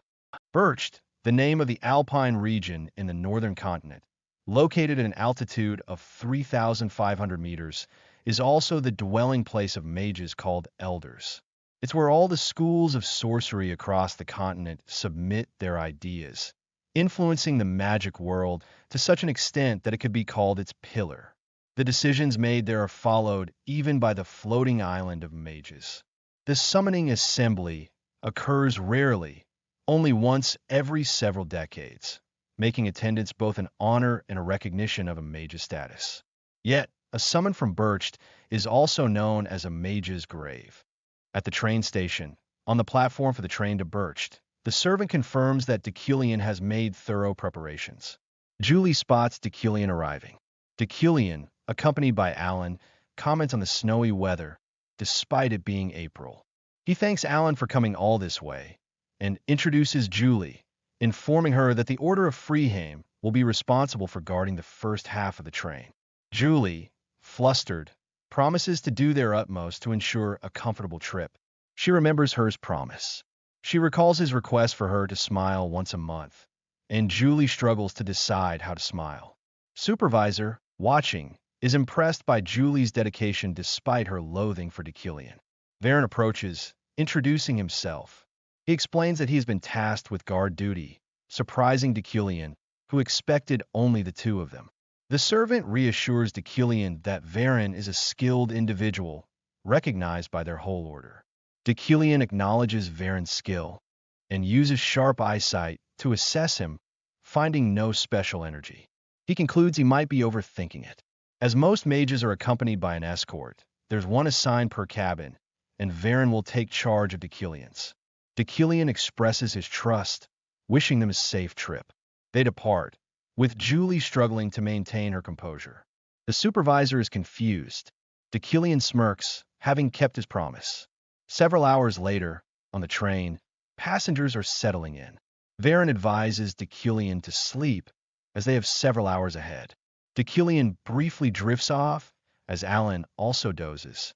A summon from Birched is known as the Mage's Grave for a specific reason, contrasting with its image as the pillar of the magic world. It's because of the unexpected event that occurs every time the Birch summoning assembly takes place, the train attack.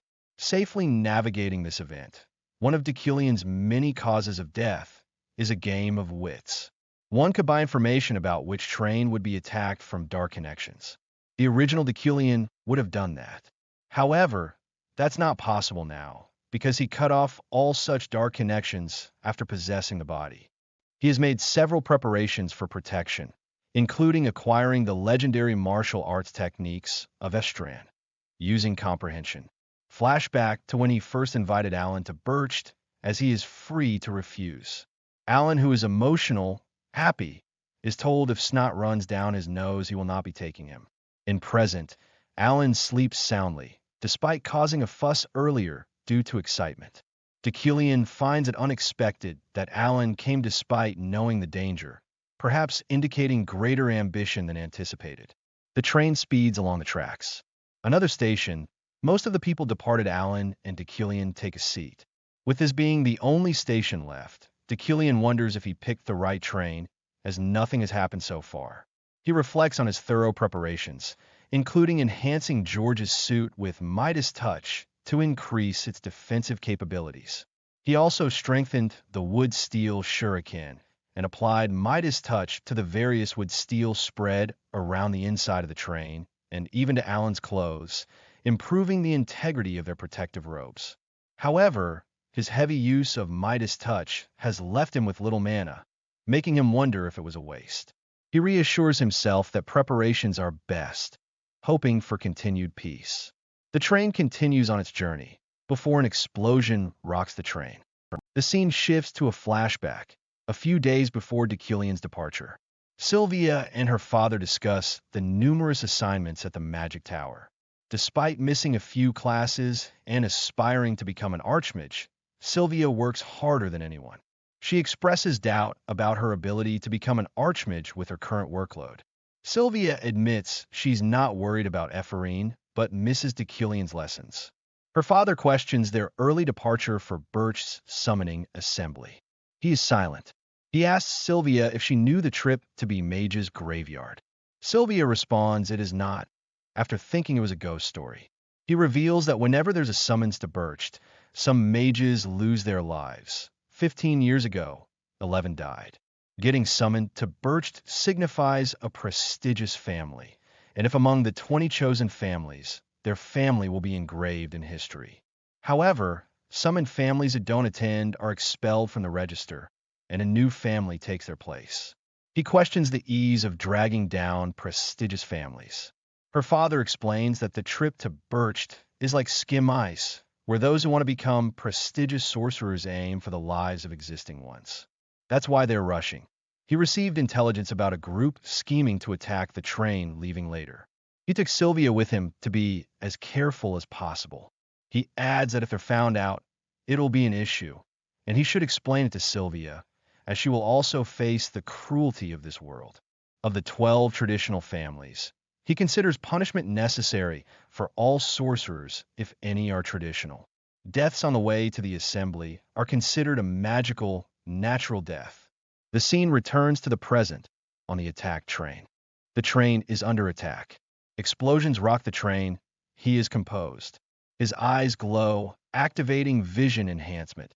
He uses psychokinesis to lift objects. Alan is awakes from all the commotion and the change of temperature. Pointing out the train is in midair. Deucalion calmly notes it's a relief, as elementary telekinesis has been memorized, along with Estrin's martial arts, saving their lives. Other mages assassins on the roof express their disbelief. They decide to focus, expecting a reward for their success. They attack, breaking through the train structure. Deucalion calls the attackers morons, sending with steel shurikens flying. He had anticipated this attack and strikes with precision. A masked attacker is surprised. Alan is in shock and confusion, recognizing the attack. Deucalion tells Alan to rest, then confronts Varen, ordering him to take Alan to safety and evacuate other passengers. Varen breaches the train. Deucalion is standing by the hole in the train. Deucalion feels a softness, his enhanced senses from Iron Man, allowing him to perceive the difference. He focuses on finishing things up before pondering further, reminding the attackers that they initiated this, and their deaths are natural consequences. Varen places Alan on a safe place, while watching the train on the sky. The train is floating due to Deucalion's magic. The aftermath reveals casualties, and Deucalion is exhausted, his mana depleted from the explosion and fighting. Varen moves all the passengers to safety, while Deucalion is silent. Varen's gaze changes. Deucalion states that he was also taken back by the attack, so he must be surprised. Varen shows his rage. Deucalion wonders if this is part of the villain's fate, and if Varen was hiding his attributes and moving with him from the beginning, causing him to let his guard down. Varen considers it a relief Deucalion survived. Varen declares he has to kill Deucalion himself. Varen confirms that he has safely evacuated the other passengers. He then turns his attention to Deucalion, declaring it's now his turn to die, and attacks with a sword imbued with red energy. Deucalion, questioning Varen's motives, wonders if he's acting under someone's orders. Varen, enraged, as Deucalion is about to mention Julie's name, but stops himself, warning Deucalion not to utter his master's name, emphasizing Julie's upright character and dismissing Deucalion's foul imagination. Varen reaffirms his intent to kill Deucalion by his own hand for his master. Deucalion observes that Varen's reaction seems unrelated to Julie. The servant, appearing, praises Varen as someone everyone in their order trusts, highlighting Deucalion's predicament with only 10 mana left against a talented opponent.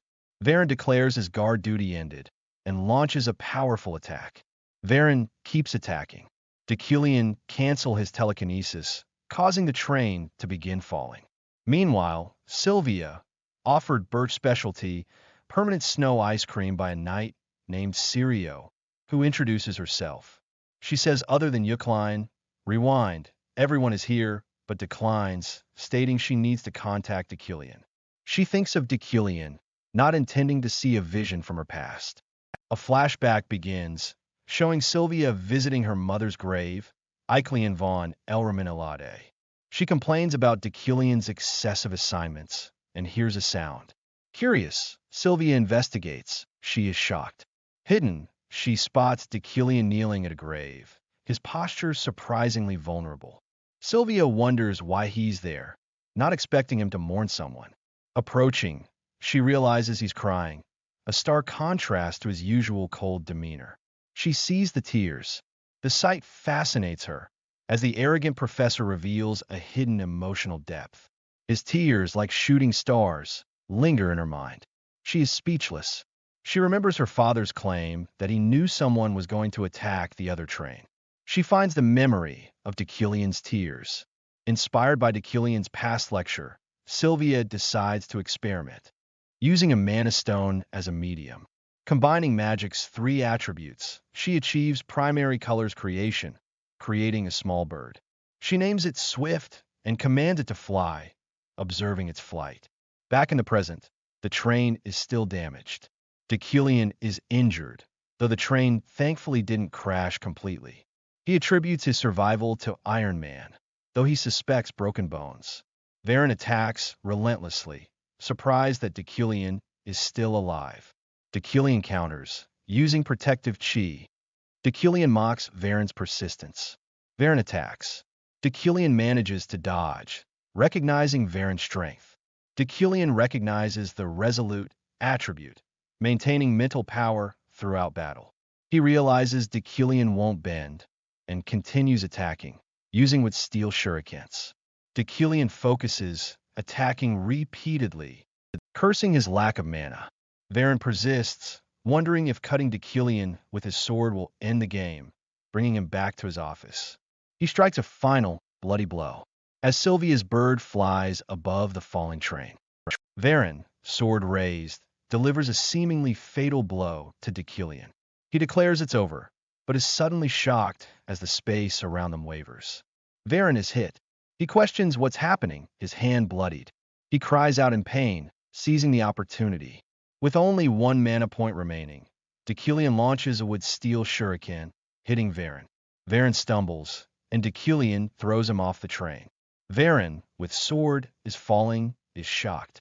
Deucalion psychokinesis, holds his body and places him in safety. Varen, suspended in the air, attacks again, questioning Deucalion's actions.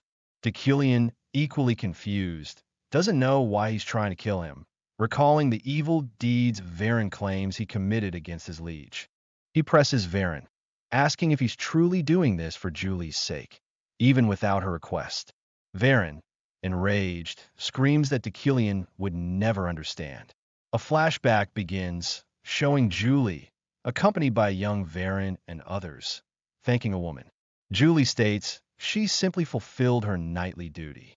A flashback of a young Varen, being held captive and told to go because he hasn't done anything wrong and is being harassed by a noblewoman and her son. Julie intervenes, saving him. The noblewoman threatens to report Varen, accusing him of assault and trespassing. Julie, unfazed, defends Varen, pointing out the absurdity of the accusation given his social status and physical condition. The noblewoman insists on taking Varen to the police herself, but Julie leads him away, stating he's being kidnapped. The noblewoman's claims are revealed to be at least partly false, as the Phrygia household is infamous for its behavior. Julie, though enraged, restrains herself, reminding Varen that violence is wrong, but acknowledging her own actions. She offers to teach him self-control. Varen, with red eyes, is in shock. Julie asks if he will feed him, then reveals how they first met. After joining the Night Order, Varen's childhood and personality made it difficult to get along with others. Julie was the only one who cared for him. Julie tells him he is having a hard time. He felt that everything was all right as long as he was beside his captain. Julie always led, helping others and refusing to negotiate with injustice, earning Varen's respect, admiration, and love. Back in the present, suspended in the air, Varen admits his emotions get in Julie's way, yet he still intends to kill Deucalion, believing it will someday lead to Julie's destruction. Deucalion acknowledges this is a butterfly effect of his actions, but counters that Varen is wrong. He states his intent to change what Deucalion has done, ensuring Deucalion's end isn't one of destruction. Varen is surprised. Deucalion warns Varen not to harm Julie, no matter what, stating to trust him. Deucalion offers a helping hand to Varen, but shocked by Versen's sudden display of power. Varen insists his mind won't be changed, resolving to kill Deucalion regardless. Deucalion calls Varen a fool, declaring his foolish choice will torment Julie forever, and releases the amplified rock. A flashback of Julie. She is getting worried, and her knight asks if she's unwell, suggesting she's worried about Varen, but assures her he can take care of himself. Varen, defeated, thinks of his liege, hoping for her happiness amidst scattered flowers. Sylvia's magical bird, Swift, flies above the destroyed train. Below, Deculian stands, having killed Varen. It's clarified that Varen initiated the attack, and Deculian acted in self-defense. Sylvia's assistant finds her, urging her to return as the assembly will begin soon. Sylvia, thinking of Deculian, wonders if he will arrive on time. Lilia Freemian, vice chief of the Security Bureau, arrives, confirming there was an explosion and attack, though it's a common occurrence near the Birch Summoning Assembly. She inquires about casualties, learning there were no injuries, but 2 people are missing, Varen and Professor Deculian. She's directed to a survivor, Alan, for details. Alan, still unconscious, is questioned. He recounts being saved by a knight, with the train being midair before falling, and believes the assassins launched a second attack. A photo of the damaged train, suspended in the air, is presented. Lilia is astonished that someone raised the entire train with magic.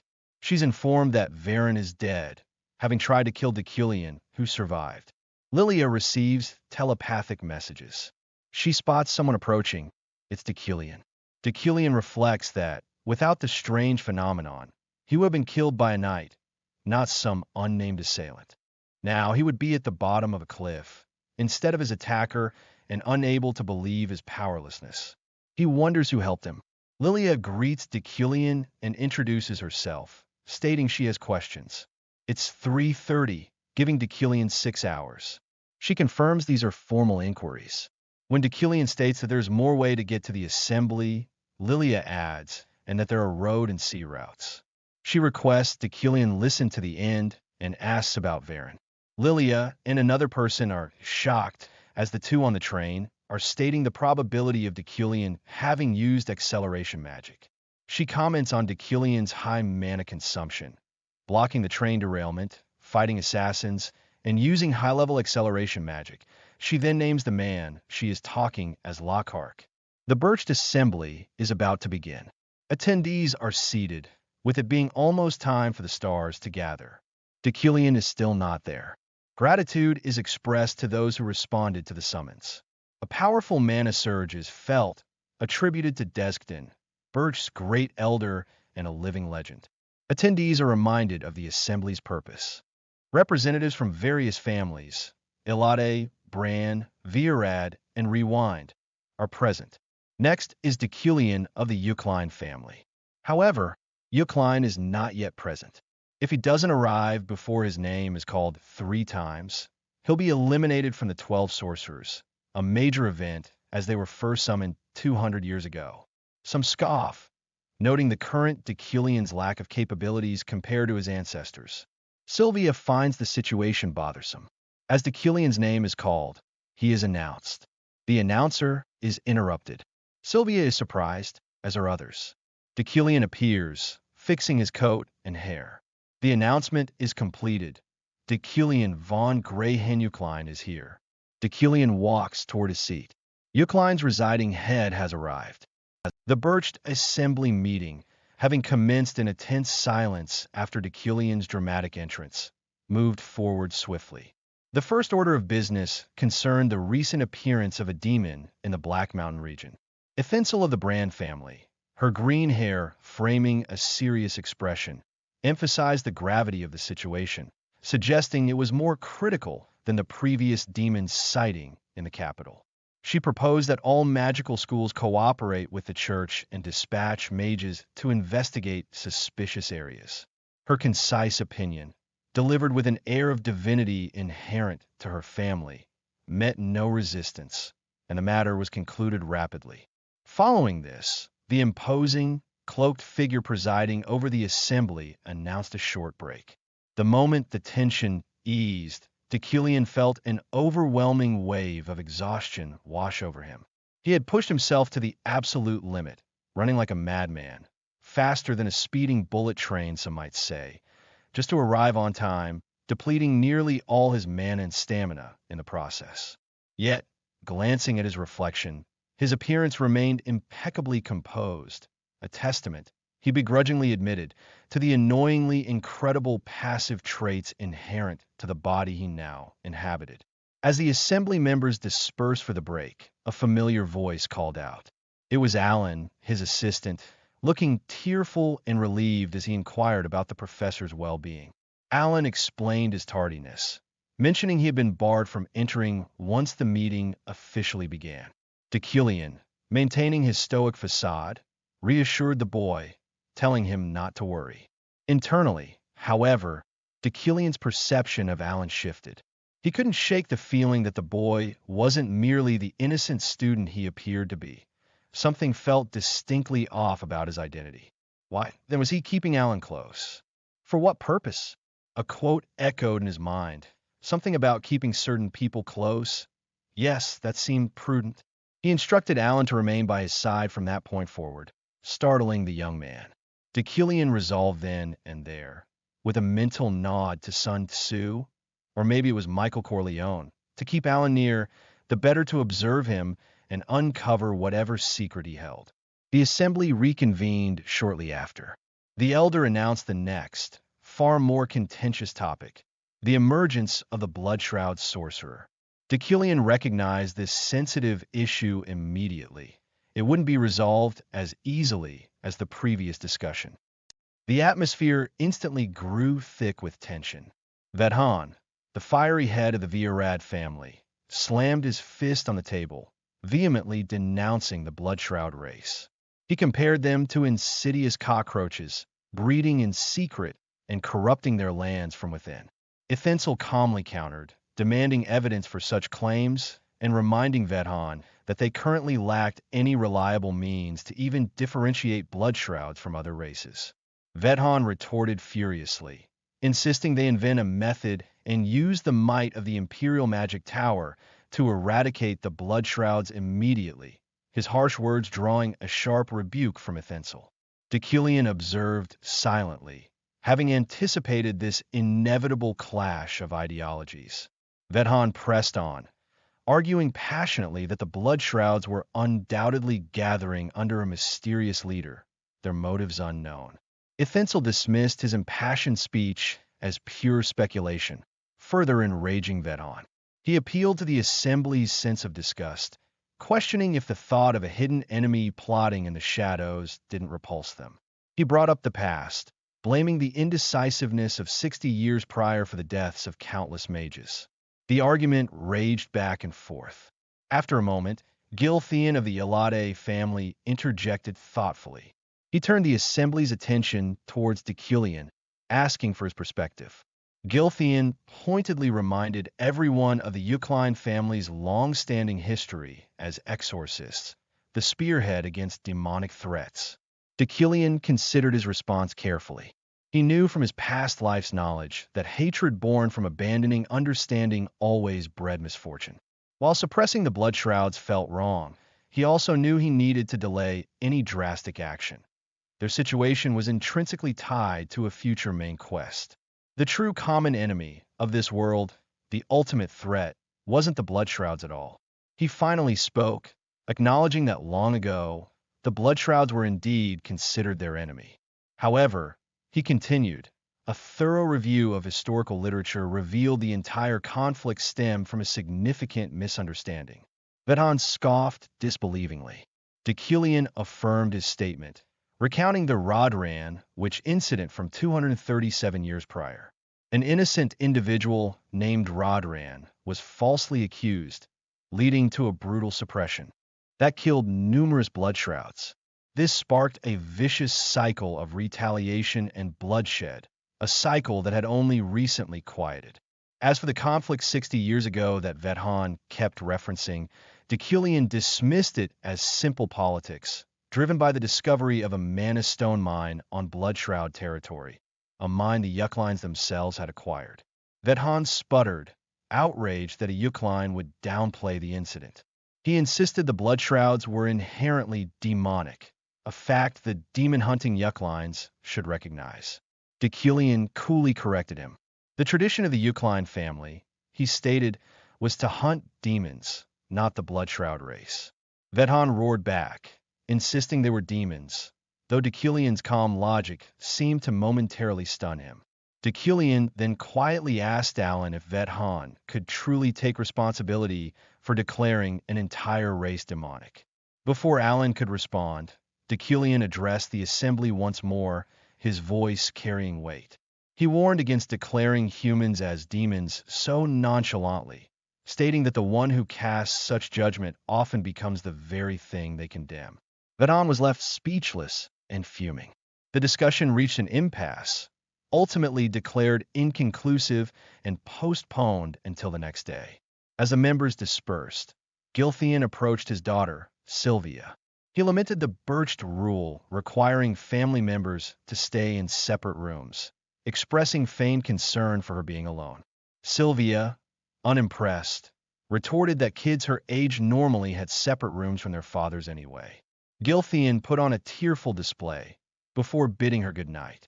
He reminded her to read the hotel regulations carefully, cautioning that the high mana density in birched could cause strange magical phenomena at night. Sylvia confidently assured him she would be fine. Later, in her assigned room, Sylvia glanced at the complex, runic script of the hotel regulations. She mused that the rules seemed designed merely to frighten children and decided she could simply sleep peacefully. With her familiar, Swift, perched nearby, she settled into bed. Sometime later, she awoke feeling thirsty. Getting out of bed, she walked across the room, but as she approached the mirror, the space around her abruptly warped with crackling purple energy. The very fabric of the room seemed to twist and distort, the floor dissolving into a swirling vortex beneath her feet. Before she could react, the familiar bedroom morphed entirely into a long, unsettling hallway of shifting purple energies. Trapped, she wondered aloud, startled, if she had perhaps done something wrong, before cautiously proceeding into the unknown. Trapped in the disorienting, purple-hued hallway, Sylvia frantically recalled the hotel regulations she had so carelessly dismissed. One particular rule stood out. Once you lie down in bed, refrain from waking until morning, or you may find yourself in a different place. Clutching the now creased paper, she realized her thirst-driven nighttime excursion had triggered this bizarre phenomenon. So, getting out of bed meant she couldn't get back until morning? That seemed unnecessarily harsh. She pondered if the increased mana density, amplified by the gathering of powerful elders for the assembly, was intensifying these magical occurrences compared to her previous, uneventful stay a few days prior. Panic began to set in. She berated herself for her complacency, for assuming safety within her own room. Taking deep breaths, she tried to calm her racing heart. Suddenly, the swirling energies ahead coalesced, hinting at a presence. Something was definitely there. Uncertain where to go in the shifting corridor, she remembered another rule. The Rosary Hotel was strictly a one-story building, and any stairs encountered were illusions to be ignored. Further along, an open doorway pulsed with an eerie light, recalling yet another warning. Do not enter or look inside any open room encountered. She forced herself not to panic, remembering there had to be a door back. She just needed to find it. As she desperately searched, a sudden knocking sound echoed through the hallway. "Help!" she cried out instinctively, before recalling the final, chilling rule. If someone knocks on your door, do not respond or make any noise. Her plea turned into a desperate, silent appeal to anyone, anything, collapsing against a seemingly solid wall in exhaustion and fear. Just as despair threatened to consume her, the wall shimmered and opened into a familiar, warmly lit room. A calm voice asked if she had lost her way. Standing there, bathed in the gentle light, was Professor Deculian. Relief washed over Sylvia, leaving her momentarily speechless and flustered. Deculian simply invited her in, and she mumbled her thanks, stepping gratefully into the safety of his room. Sitting by the crackling fireplace, she apologized, explaining how she had woken up thirsty, left her bed, and abruptly found herself lost in the bizarre hallway. Deculian, looking up briefly from his book, remarked that such incredible magic phenomena were common within Birched, a place filled with spirits who had lost their consciousness to magic. He gently chided her, stating she should have read the rules properly. Sylvia observed him, his unchanging appearance, his unwavering gaze. Was it because he was Deucalion that he could simply open a door that wasn't there for her? Suddenly, a low growl echoed from outside the room. A formless blob of purple energy seeped under the door, rapidly coalescing into a terrifying, spectral skull wreathed in dark energy that lunged towards her. Deucalion, without looking up from his book, commanded her to stay still. Before the specter could reach her, a beam of brilliant cyan light shot from Deucalion's hand, striking the entity dead center. It recoiled, letting out a final, ghostly groan before dissipating completely. Large, crystalline shards materialized in the air where the ghost had been, hovering ominously. Sylvia was amazed. Were those truly roaming ghosts he had just casually dispatched? Deucalion downplayed the event, explaining it was merely a specialized type of magic designed only to kill, something not to be proud of, as magic's original purpose was not destruction. Sylvia fell silent, processing his words. Deucalion then turned his attention back to her, gesturing towards the fireplace, now burning with an unnaturally vibrant, almost liquid flame. He identified it as flowing flame, and she confirmed. He continued, testing her knowledge. Lightning? Good. Metallization? Indeed. Goblin fire? Once again, good job. Sylvia, slightly puffed up but also mildly annoyed that he hadn't even looked directly at her demonstrations, held up a construct of flickering blue energy. She impulsively tried something less refined, a raw burst of power. Deucalion acknowledged she had done well. However, he pointed out a slight instability in the air magic circle she had embedded within the fire. Startled by his perception, Sylvia eagerly asked what her weakness was. Deucalion simply told her she should figure that out herself. Sylvia protested, reminding him he had explicitly told Ephorine hers. Deucalion countered that Ephorine had found her own weakness. Sylvia pouted, momentarily silenced. Deucalion advised her to cease her impatience. Time, he stated, was on her side. Continued dedication would inevitably lead to improvement. She could work towards it slowly, one step at a time. He then added, almost thoughtfully, that she was one of only 3 people in the world possessing such innate talent. The weight of his words struck her. All her life, she had heard variations of the same compliments. Astounding talent. Fated to be an archmage. Bright future. They had always felt like insincere, stale platitudes. But hearing it from Deucalion, why did his words feel different, carrying a weight the others lacked? Under the bright, moonlit sky, Sylvia pondering Deucalion's words as she drifted off to sleep. Deucalion remained awake, reading by the firelight when he paused. A distinct energy signature brushed against his senses. Intrigued, he stepped outside into the cool night air. His unique, wealthy magnate trait, designed to attract valuable items and opportunities, suddenly alerted him.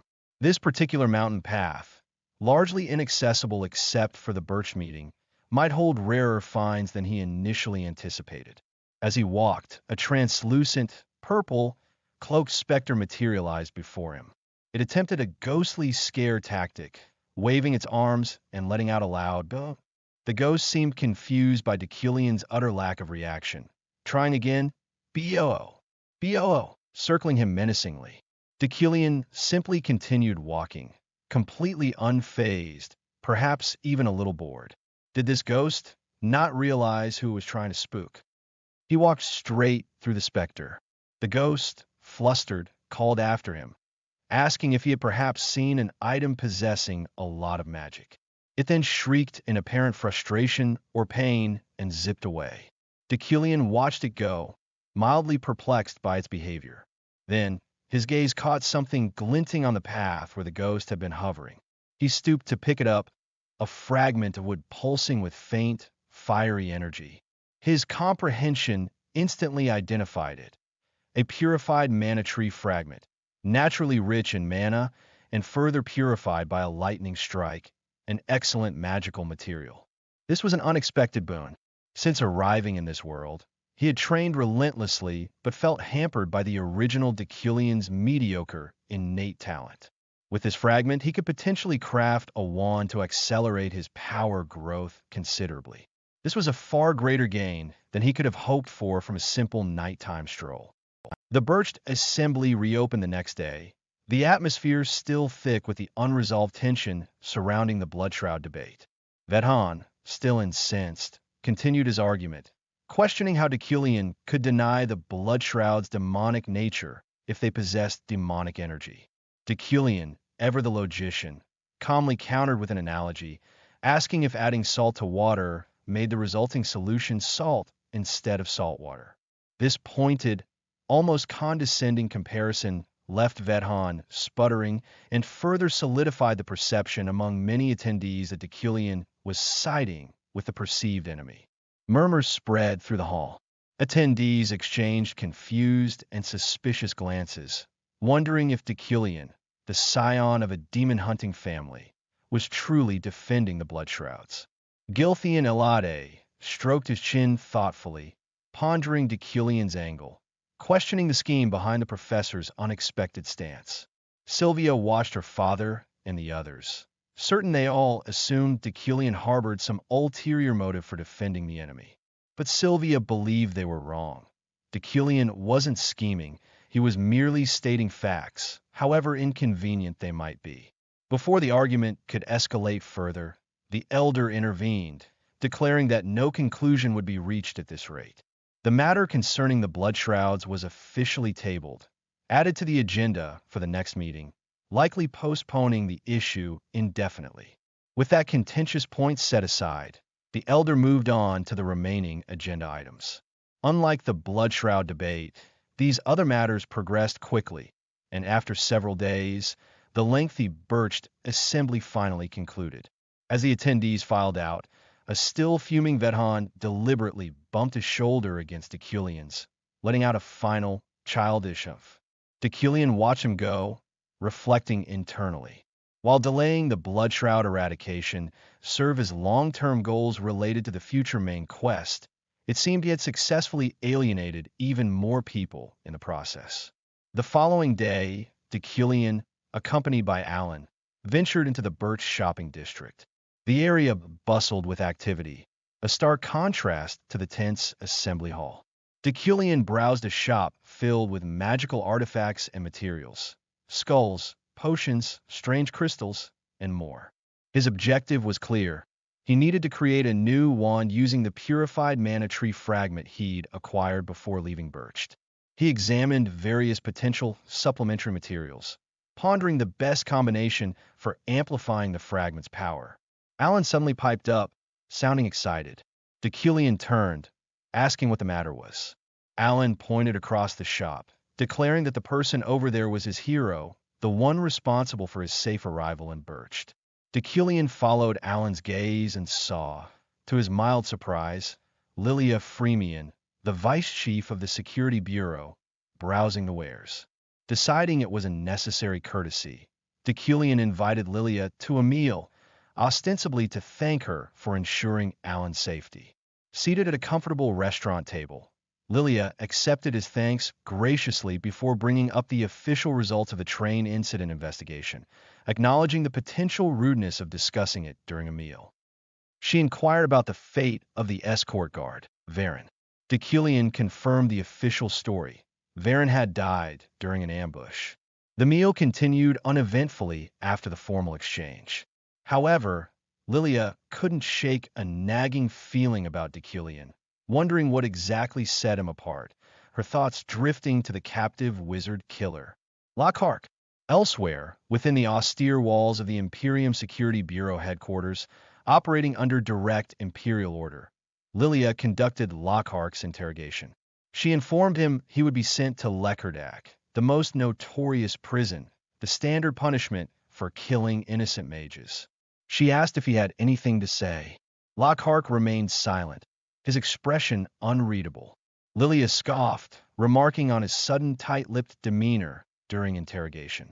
Lockhart finally spoke a single word: power.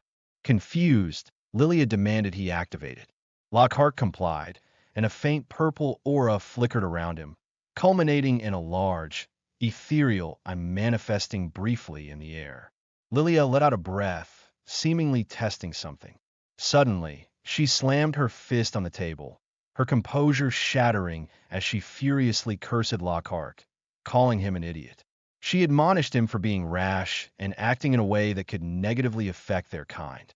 Lockhart merely chuckled softly. Lilia admitted she had considered killing him. If his identity as one of them was revealed, the public pressure on her would be immense. Lockhart questioned if leeching off the Empire would even be possible if they were exposed, stating that their kind were seen as different from birth. Lilia snapped back that they weren't born different, just with demonic-like abilities that scared others, retorting that blood shrouds weren't the only ones born with special powers. She then demanded to know why he had provoked Deculian, mentioning they were already keeping an eye on the Yucklines. Lockhart hesitantly asked if the plan was to kill them. Lilia confirmed that while they were currently just observing, if Deculian continued to cause trouble, they wouldn't hesitate. Lockhart firmly told her not to. He insisted Deculian was a true noble, and there was no need to kill him. Lilia scoffed at the notion, calling it bullshit, and reminding Lockhart she had a tub filled with Deculian's documented crimes. He then revealed the crucial detail. Deculian hadn't killed him, even though he knew Lockhart was a blood shroud. Lilia was momentarily stunned, questioning if Lockhart wasn't aware that the Eucline ancestors spearheaded the slaughter and oppression of the blood shrouds. Lockhart replied he was aware, but argued that treating the descendants the same way only validated the ancestors' notion of them being demons. Lilia seethed, exasperated by his logic. Lockhart turned the tables, questioning how long Lilia thought she could maintain her position of power without being caught. She confidently replied that distinguishing between blood shrouds and humans based on appearance and blood was impossible. She'd managed her entire life. Lockhart reminded her there was a specific food they couldn't eat. Lilia simply stated she avoided eating it. Changing the subject, Lockhart mentioned the Emperor's failing health and the need to observe how the successor would treat the blood shrouds. Until then, they needed to stay quiet. Lilia instructed him to lay low in Lecardac prison. Back at the restaurant, Lilia internally scoffed at Lockhart's true noble assessment. Deculian was just the same annoying guy as always, in her opinion. As somebody approached, the lingering smell of alcohol from a nearby patron made her grimace. Deculian asked if she needed anything else, stating he didn't have much more to say. Just then, another figure approached their table, a helm, wearing a smug grin. He announced he had something he wanted to hear from Deculian, something from his dark soul. Simultaneously, at the headquarters of the Order of Phryam, Julie received a report. A subordinate hesitantly informed her Varen had died during the mission. Julie's eyes widened in shock, then narrowed with cold fury. She ordered her subordinate to prepare immediately. She needed an explanation from Deculian the moment he returned. The relative peace of the meal was shattered by the arrival of a helm, Von Girion Rewind. Lilia recognized the current head of the Rewind family immediately, wondering with slight annoyance at the sudden intrusion.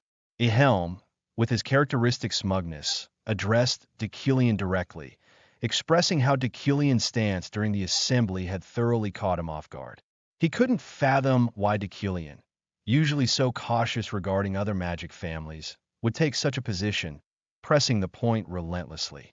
He cut straight to the heart of the matter, bluntly asking if Deculian was now siding with the blood shrouds. The question hung heavy in the air, causing Lilia's eyes to widen in surprise. Helm didn't wait for an answer, reminding Deculian of his past, well-documented statements advocating for the annihilation of the blood shrouds, recalling Deculian's prior assertions that such lowly species didn't deserve to live. He inquired if the paper Deculian wrote condemning the blood shrouds was still filed away at the university archives. Helm leaned in conspiratorially, suggesting with a sneer that perhaps Deculian had acquired a blood shroud slave for research purposes. Before Deculian could respond, Alan leaped to his feet, furiously denouncing Helm's insolence and demanding he stop insulting the professor. Deucalion calmly gestured for Alan to settle down, assuring him it was fine while delicately wiping his mouth with a napkin. He then looked at Yahello, stating with cool condescension that such a line of thought, akin to rotten cheese, was entirely expected coming from him, a sentiment he could understand. To everyone's surprise, Yahello just smirked and agreed with a simple affirmation. Changing tactics, Yahello brought up the upcoming research presentation, questioning whether it was 6 or 3 months away, and issued a challenge. Wanted to see if Deucalion's recent talk was merely for show or if he had actual substance to back it up. With that parting shot, Yahello turned and left the restaurant, leaving a thoughtful silence in his wake. Lilia watched him go, her mind racing. Deucalion seemed wary of everyone else, yet he was apparently defending the blood shrouds. It was difficult to reconcile this with the man she knew, or thought she knew. Lockhart's words echoed in her mind. The claim that Deucalion was a true noble, the fact that he had spared the bloodshroud's life.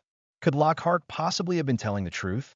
The next day, before departing Birched, Deucalion visited one of the best-named craftsmen in the district, commissioning a wand incorporating the purified mana tree fragment. Upon completion, a system notification unexpectedly popped up. Subquest complete. Rockaloc's wand. Apparently, several conditions had been met. Sufficient fame or infamy, being perceived as kind-hearted or reformed, a laughable notion, Deucalion thought, providing top-quality materials that piqued the craftsman's interest and making at least 2 prior visits. The reward was store currency and the expertly crafted wand. Deucalion surmised that the famous craftsman's willingness and the quest completion were likely due to the original Deucalion's past interactions, an unforeseen benefit from a life he barely remembered. The train journey back to the Empire began. By chance, Deucalion and Alan found themselves sharing a carriage with Vedhan. The head of the Virad family didn't bother hiding his hostility, practically radiating fiery indignation, but thankfully, no actual conflict erupted during the ride. Deucalion simply focused on his book, relieved that this long, taxing trip was finally nearing its end. They arrived at the bustling, snow-dusted station in the Empire. Alan stretched dramatically, letting out a loud yawn. He reminded the professor that they had 1 train transfer left, looking forward to finally seeing scenery that wasn't just endless white snow. As they navigated the crowded platform towards their connection, they were intercepted by a familiar, imposing figure clad in white armor, flanked by knights. It was Julie. She approached Deucalion formally, stating she had heard about the ambush and expressing relief that he was safe. Deucalion offered a curt thank you, assuming she had received the official, sanitized version of events involving Varen. He couldn't miss the glares from her accompanying knights, their expressions clearly questioning why he was the only one who had survived the incident. Julie continued, mentioning she had read the news reports which claimed he and Varen had worked together to save the victims. Deucalion remained silent, offering no confirmation or denial. Julie hesitated, then finally voiced the question weighing on her mind, asking him something directly. How was Varen in his final moments? Their eyes met for a brief, tense moment before Deucalion looked away. Internally, Deucalion wrestled with himself. He had fully intended to tell her everything. The truth about Varen's betrayal, the desperate fight that ended with Varen's death. But now, standing before her, seeing the earnest concern beneath the knightly composure, he found the words caught in his throat. Should he tell her the truth? He knew Julie's conviction was strong, but her heart wasn't ironclad. She possessed a deep sense of responsibility. If she learned the truth, she would undoubtedly blame herself, taking Varen's misguided actions upon herself and descending into severe self-torment. He concluded, with a heavy heart, that the right course of action, the kindest one for her, was silence. He would not tell Julie the truth, even if it meant facing the suspicion and ire of others. A conductor's voice echoed through the station, announcing the imminent departure of the 4th train heading deeper into the Empire, urging ticketed passengers to board. Deucalion and Alan headed towards the gate. As he walked away, Deucalion finally answered Julie's earlier question, his voice low. It was difficult to say, he murmured, only that Varen had been emotional. Julie watched him go, her expression unreadable. She offered a quiet thank you, stating they would go see Varen now and wishing Deucalion a comfortable rest. She turned and led her knights away. Deucalion felt a pang of something unfamiliar, a lingering echo of the original Deucalion's feelings, recognizing a shared inability to navigate such fraught emotional territory. Alan grumbled beside him about the knight's rudeness, pointing out that they were victims too, yet had been treated with distaste. Deucalion simply called them foolish, before turning a curious gaze on his assistant, asking why he had held back earlier. Before Alan could answer, another voice interrupted. Sylvia stood before them asking what exactly Deucalion meant by hold back. Deucalion feigned ignorance. Then she presented him with a book, calling it a gift. Deucalion took it, looking perplexed, as she turned and walked away briskly. Alan asked what the book was, but Deucalion simply replied that he did not know. Everything felt exhausting, even these final interactions. All Deucalion wanted was to get home and rest. He urged Alan to make haste, and together they boarded the final train. Julie received the official report detailing the ambush. It stated Sir Varen fell during the second attack, while Professor Deucalion miraculously survived the VIP car hanging by the cliff. The summary concluded both men tried their best, but Varen perished. An official offered condolences. Julie stood stoically with her attendants. She inquired about keepsakes, receiving none, and was reminded that investigating crimes on the way to Birch was against unwritten law. She walked to the cliff's edge, mourning the loss of her reliable right arm, Varen, lamenting his vain death. She cursed him softly, calling him a foolish bastard.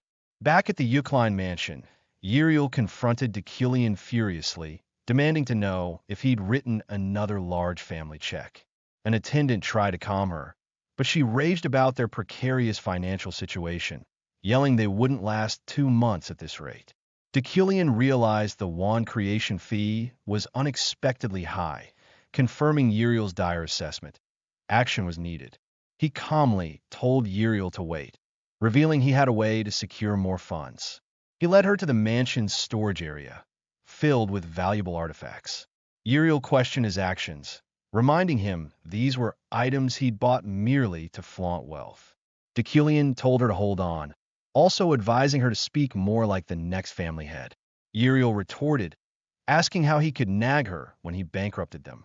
Deucalion reflected on his initial ignorance.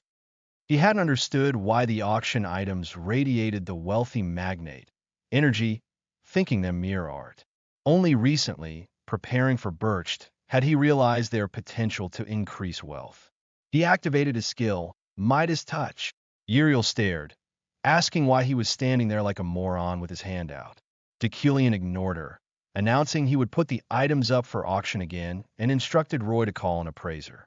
Uriel exploded, questioning why he'd sell antiques so soon, predicting they wouldn't fetch half their price, calling him a money-wasting idiot.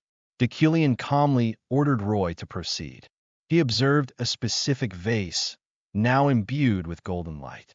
Its description updated.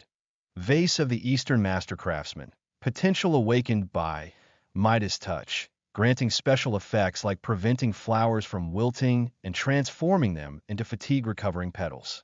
A vase once worth 2.5 million eln was now priceless, an item he suddenly didn't want to sell. He instructed the staff to handle the items with care. Uriel continued her frantic questioning, asking if he truly planned to bankrupt them. But Deucalion simply stated it was time for him to work, leaving her screaming in frustration.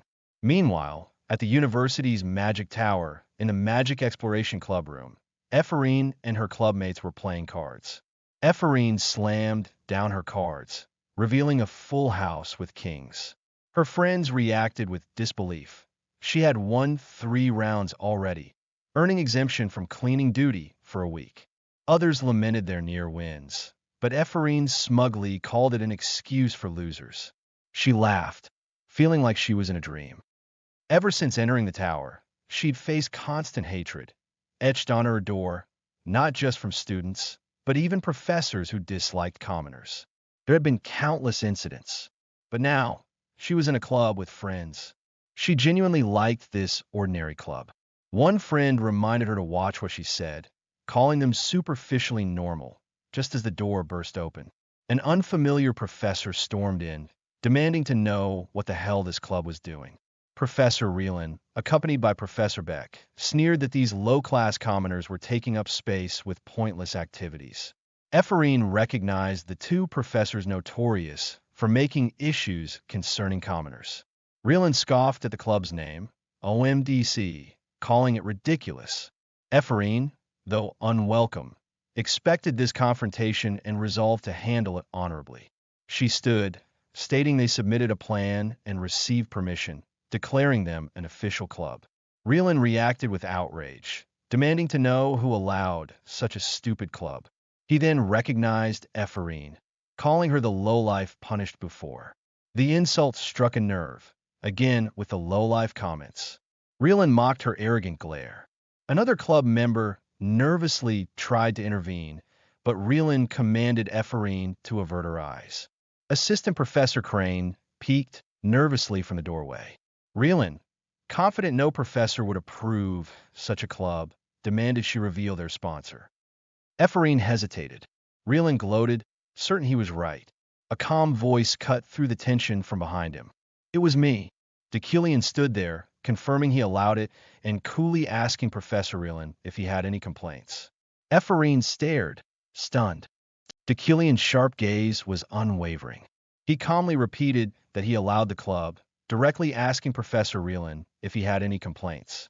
Deucalion then addressed the stunned students, mentioning he'd heard Reelan calling for him down the hall. Reelan defensively retorted about needing permission. Internally, Deucalion sighed, having just dealt with Uriel's financial panic only to face Reelan's complaining immediately upon arriving at work. Noticing Reelan sweating profusely, Deucalion loomed slightly, his presence intensifying. The flustered professor quickly stammered that wasn't what he meant.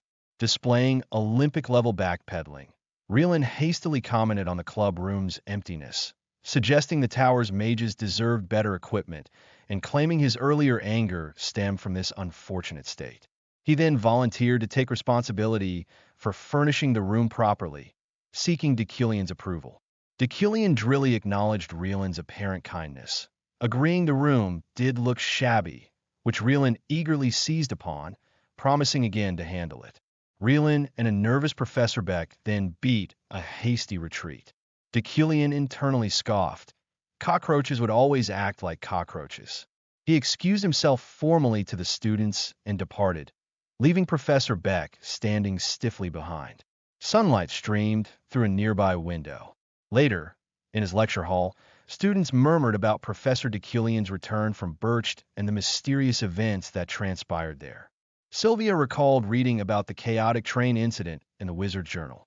Their speculations ceased as Deucalion silenced the room with a tap on his desk. Announcing the start of the lecture, he stated the day's topic was pure elements and magic interference, explaining interference as one mage disrupting another's magic. Before delving into theory, however, he declared a practical exercise. Alan brought forward a box. Deucalion telekinetically lifted a shimmering shard, revealing the box contained numerous glowing blue magic stones. He distributed one stone to hover before each student, causing surprise among the class. Sylvia examined hers closely, while Ephraim looked utterly astonished. Deucalion explained these were valuable magic stones, worth 3,000 eln each. He declared he would only use telekinesis to control his stone. Their task was to interfere with his magic and claim it. Crucially, he added, they could keep any stone they successfully took. Ephraim's eyes practically turned into eln symbols, requiring a classmate to stifle her excited gasp.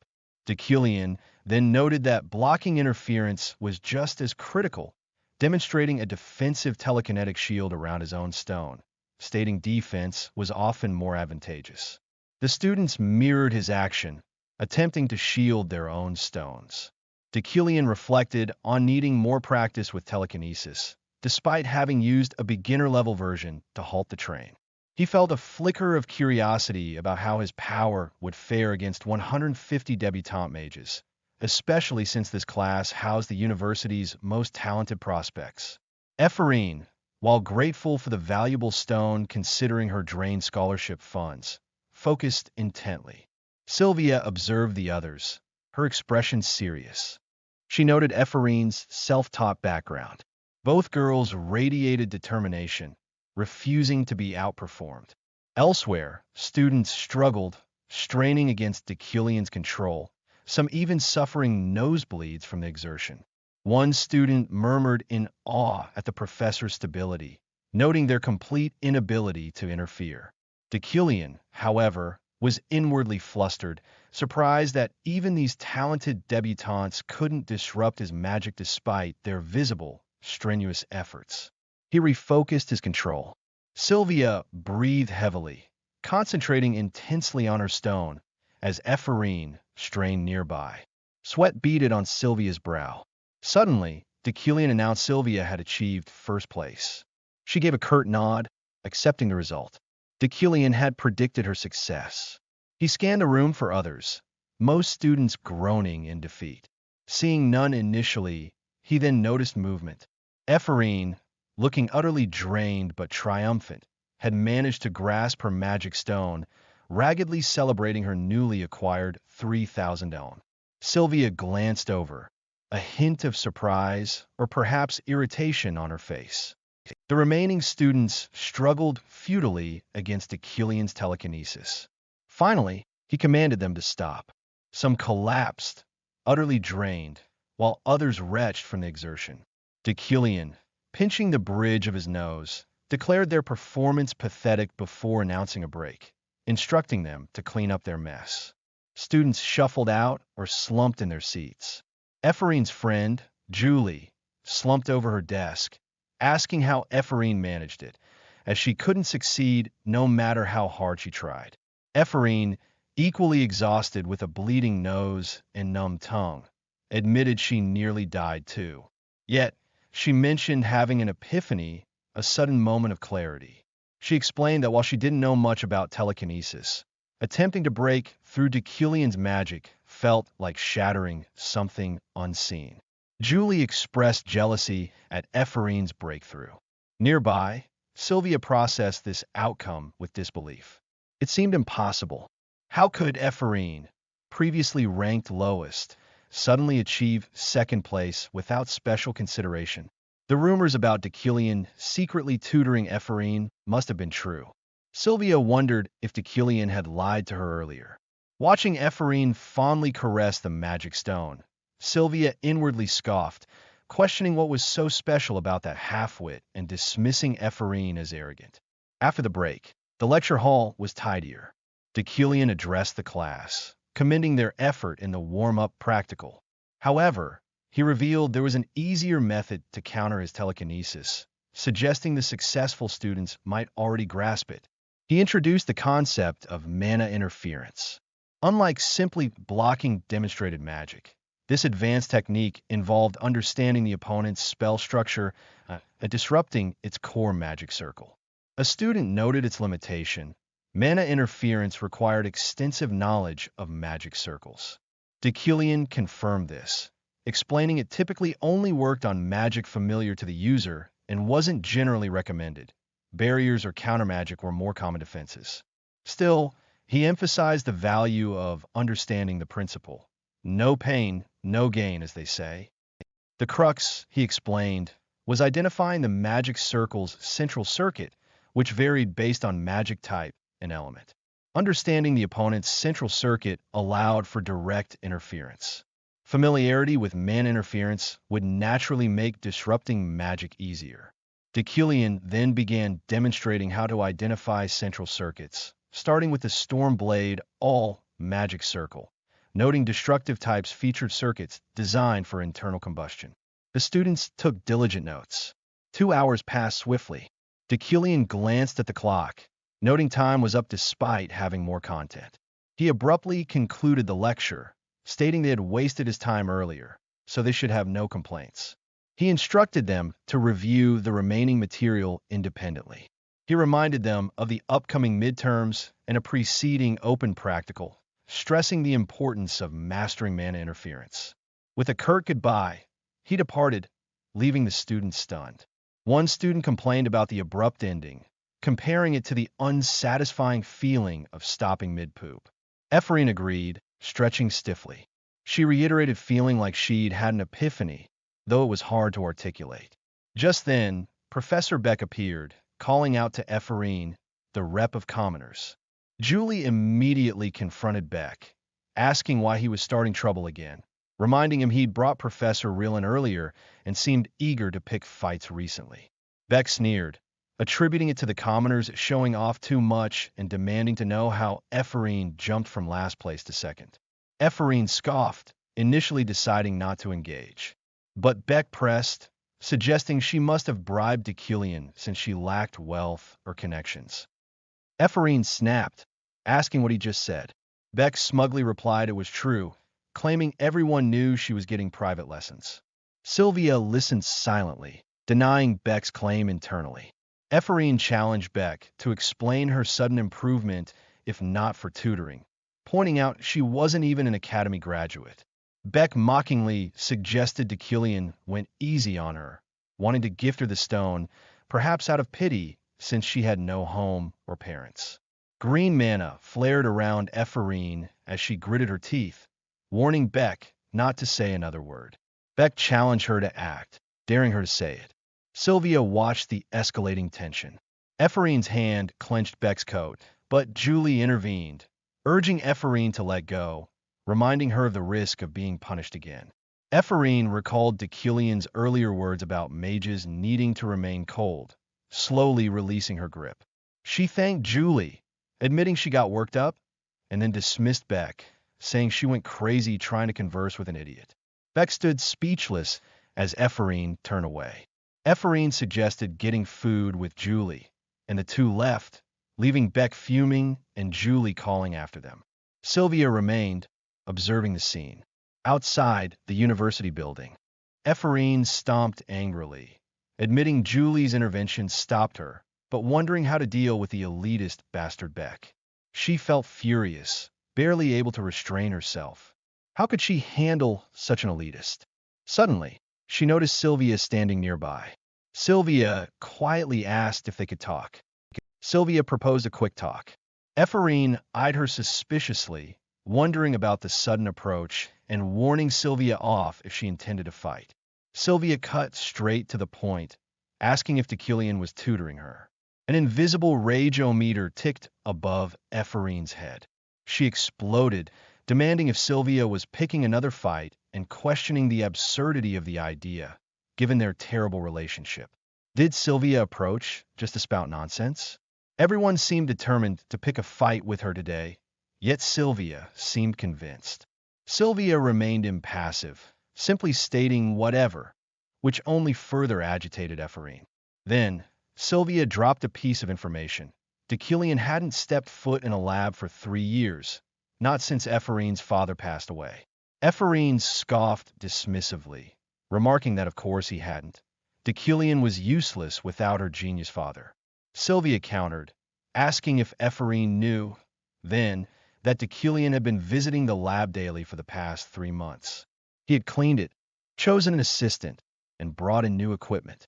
Sylvia asked what Ephraim thought that meant. A horrifying possibility dawned on Ephraim.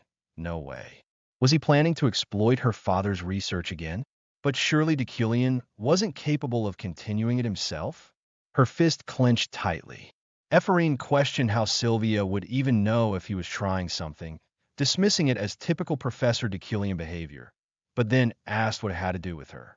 Sylvia gave a slight, knowing smile. She merely thought Ephraim didn't know, and seeing her reaction was enough. With that, Sylvia turned and walked away, leaving Ephraim staring after her, deeply unsettled. Several days later, the magnificent university tower gleamed under a bright sky. It was the day of the next lecture, the open practical. Students gathered outside, murmuring amongst themselves. Ephraim and Julie wondered why a practical was being held in such an open area and what Deucalion was planning. Suddenly, Ephraim flinched, spotting Professor Beck nearby. Julie quickly restrained her, reminding her to be the bigger person and let it go, calling Beck that bastard again. Deucalion's arrival commanded silence. The lecture had begun. He reminded them that today was the final practical before midterms. With a flourish of his hand, the scene shifted, revealing a large, open arena packed with spectators. Today's lecture, he announced, would be a public practical. Ephraim and Julie stared, awestruck by the sheer number of people. Deucalion explained they would demonstrate magic combat before the audience. They were to fight using any magic they could manifest, ensuring at least 3 forms of pure elemental magic were utilized. He clarified that winning or losing didn't matter. He would focus on the fight itself, observing their strengths and weaknesses to provide feedback for improvement. Professor Reelan, standing nearby, would supervise to prevent injury, meaning no restrictions would be placed, a duty Reelan accepted eagerly. Deucalion began the class, calling the first student, Rosen, who nervously stepped forward to choose an opponent. 2 students took their places in the arena. Deucalion declared the match's start. The magic duels progressed smoothly, with students leaping and casting various spells. Deucalion observed intently, clipboard in hand, while Reelan flinched nervously at the powerful displays. Though initially awkward, the students soon focused, unleashing their magic with growing confidence. Soon, Sylvia stood victorious over her defeated opponent. Beck and another student snickered nearby, mocking the losing commoner, suggesting they'd be better off cleaning gardens. Ephraim glared, calling them cruel bastards, though admitting Sylvia was indeed strong. She shouted encouragement to the retreating student, Parrot. Deucalion then called Beck's name. Beck stepped forward confidently, his choice immediate and malicious, Ephraim. Ephraim grimaced. This was probably for the better. They faced each other in the arena. Beck taunted her, asking if she'd be okay without her secret tutor. Ephraim retorted, tired of his bullshit, asking if trash talk was basic manners for him. She added that he looked lame, trying to copy Deucalion's style. Green energy flared around Ephraim. She'd show him his magic was lame too. Enraged, Beck demanded to know what the vermin just said. Beck powered up, vowing to help her meet her parents with a blast of golden energy. The attack shot towards Ephraim, causing shouts of concern from the crowd. Beck sneered, calling her a dumbass. But his magic faltered, disrupted by Ephraim's interference. Ephraim smirked, stating an old saying came to mind when dealing with nobles like him. A good beating perfectly suits a noble. A massive fist made of green mana slammed into Beck, launching him spectacularly into the air like he'd been yeeted into orbit. Julie cheered Ephraim on, adding that no such saying actually existed. Beck crashed back to earth, groaning, dazed and confused. Ephraim stood over him, asking how it felt to be destroyed by her. Beck could only manage a curse about the lucky commoner as the win was declared for Ephraim. Ephraim approached Deucalion, complaining the fight finished too quickly because her idiotic opponent couldn't even hold his ground, thus failing to provide a proper show for the spectators. She asked the professor for one more chance. She explained that the practical required using 3 types of pure elemental magic, but her opponent was so weak she only needed 1 spell to finish it instantly. Deucalion conceded her point. It was illogical to end her evaluation like this due to her opponent's weakness. He agreed, allowing her to choose anyone present. Ephraim turned, a determined glint in her eyes as she pointed directly at Deucalion, declaring she wanted to fight him. With arms crossed, Deucalion watched as Ephraim pointed at him, declaring she wanted to fight him. Professor Reelan erupted, calling her an insane, crazy bitch for her audacity. Sylvia simply watched the scene unfold in silence. Ephraim had expected the uproar. She wasn't an idiot, after all. This was a long-awaited opportunity, and she was willing to be seen as a lunatic to seize this chance to fight Deucalion. A flicker of a smile touched Deucalion's lips. He calmly told the sputtering Reelan to compose himself before announcing that he would allow it. He reminded her that he had permitted her to select anyone without restriction, so he would be her opponent. However, since a professor couldn't fight a debutante on equal grounds, he set his conditions. He would not attack first, and she would win if she could force him to move from his spot. Ephraim eagerly accepted the terms. They took their positions in the arena. Her heart raced with anticipation. She had yearned for this match against Achillean so desperately. He gave the signal to begin. She immediately unleashed a flurry of wind attacks. She knew she couldn't defeat an opponent so much more powerful than her, and that the match itself was reckless. But she wanted to use this opportunity to gauge the vast gap between herself and the man she would one day defeat. With a roar, she summoned a massive fire spell. Achillean looked on with a hint of interest, unmoving as the inferno rushed toward him. Shouting that she could do more, she added the element of earth to her spell. The flames began to coalesce and darken, forming a molten projectile. The display drew gasps of awe from the crowd. Ephraim strained to maintain the complex magic.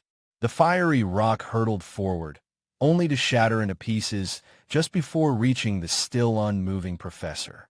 Achillean stood perfectly unfazed. Ephraim grunted in frustration and switched tactics, launching a series of projectile strikes. He observed calmly, noting she had a habit when casting magic, a tell that grew more prominent with her larger movements. She realized with a jolt it was magic interference again. Her next spell sputtered and died before it could form. She staggered, completely unable to cast. Had he done something to her magic circuit? Achillean informed her she could no longer use magic in his presence. He had disabled her ability to perform it.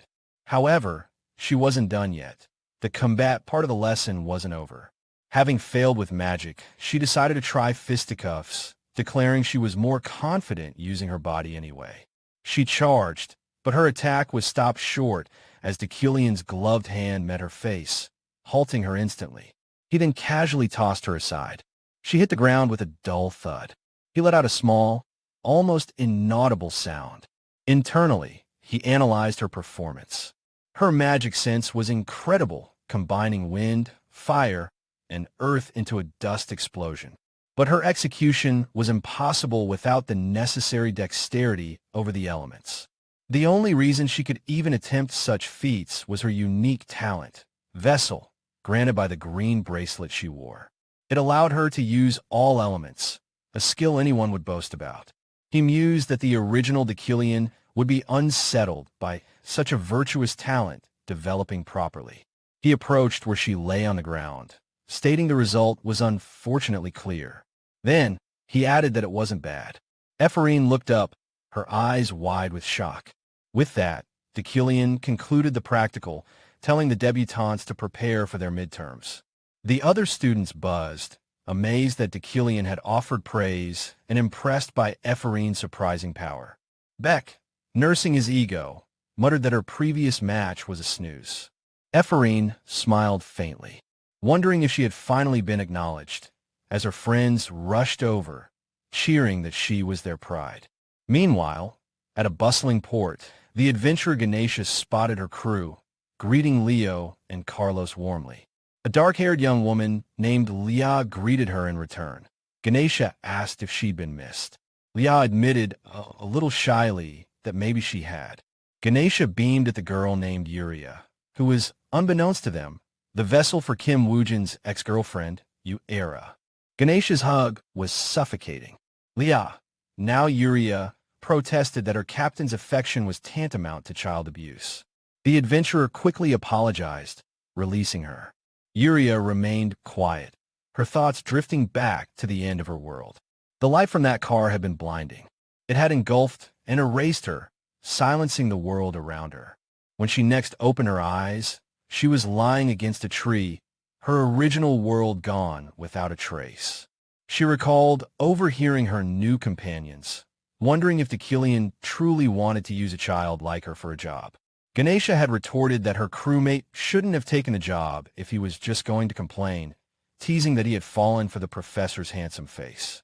Those people, they were familiar. They were the characters her team had created. Ganesha and the Red Garnet Adventurers. The warm air and the smell of nature confirmed it. She was inside the game. That was how Era, game developer, became Yuria, an island girl from stories she wrote.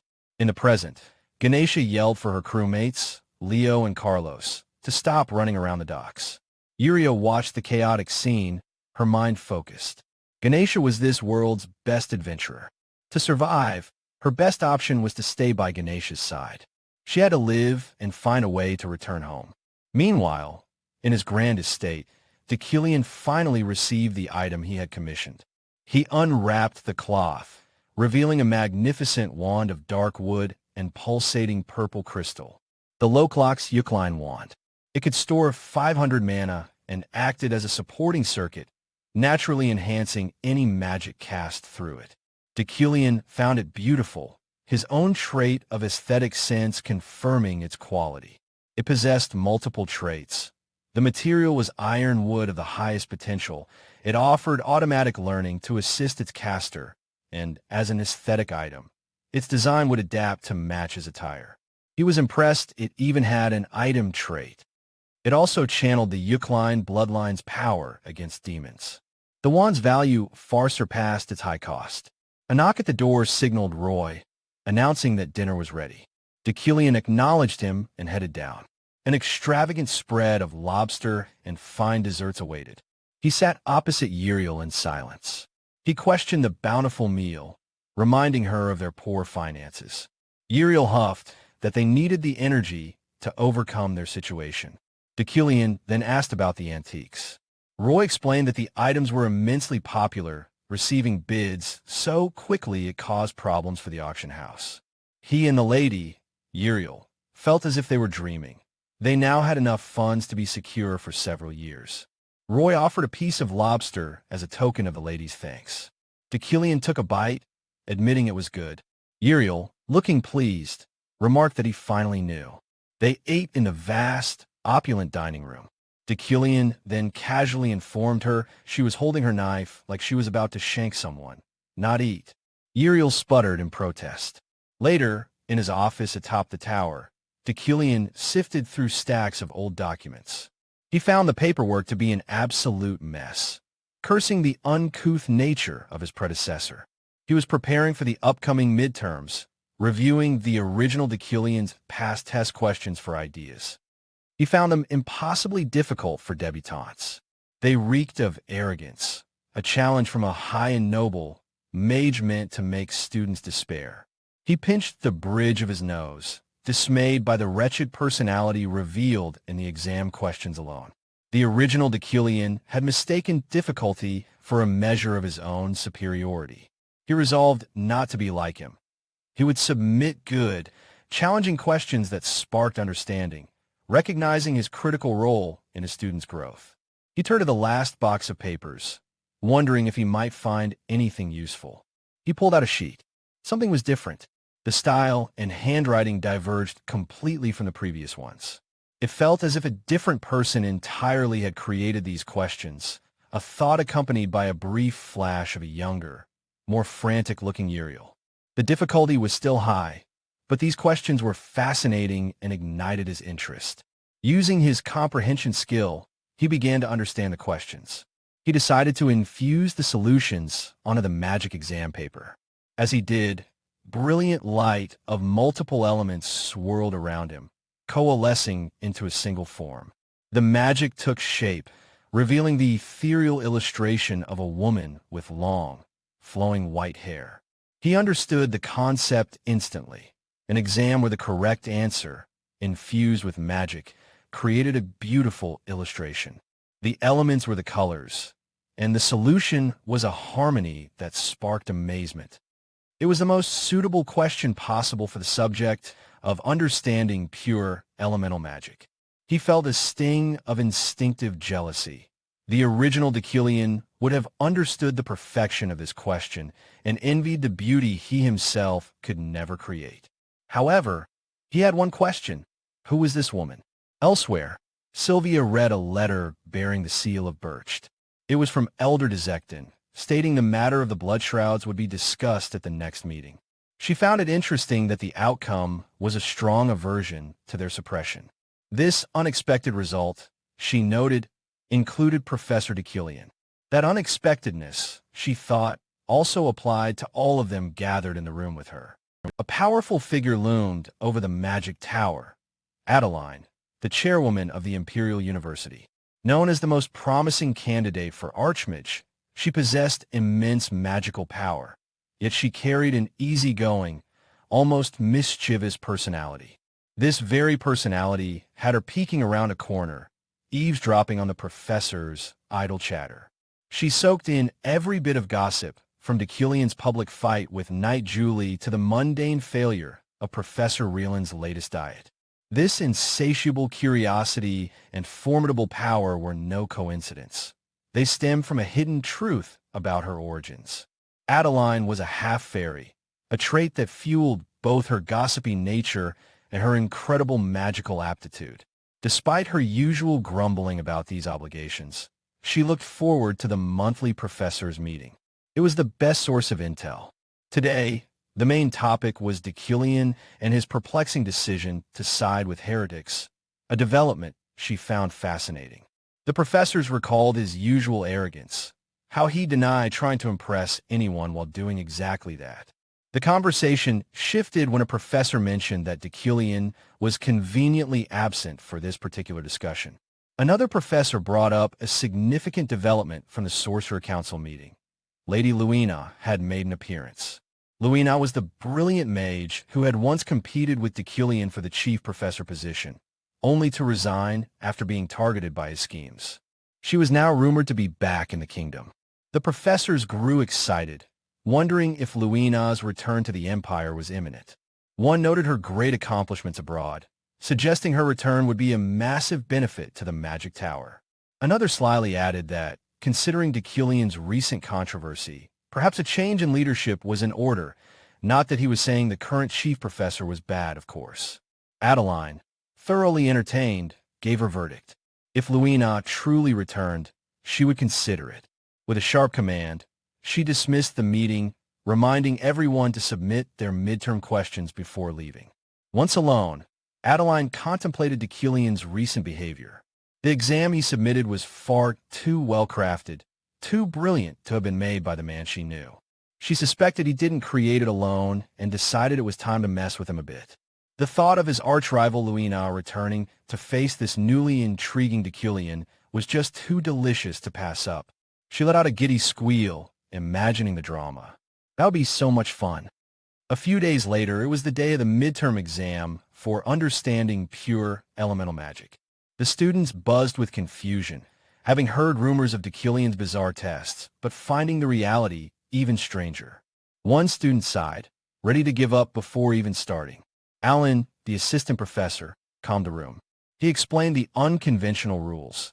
The midterm would take place over 10 days, with the deadline being the final Sunday of the academic schedule. Each student would work in a private room and was free to come and go, but the test papers could not be removed. As he had stated before, it was an open-book exam. Ephraim and Julie exchanged frustrated looks.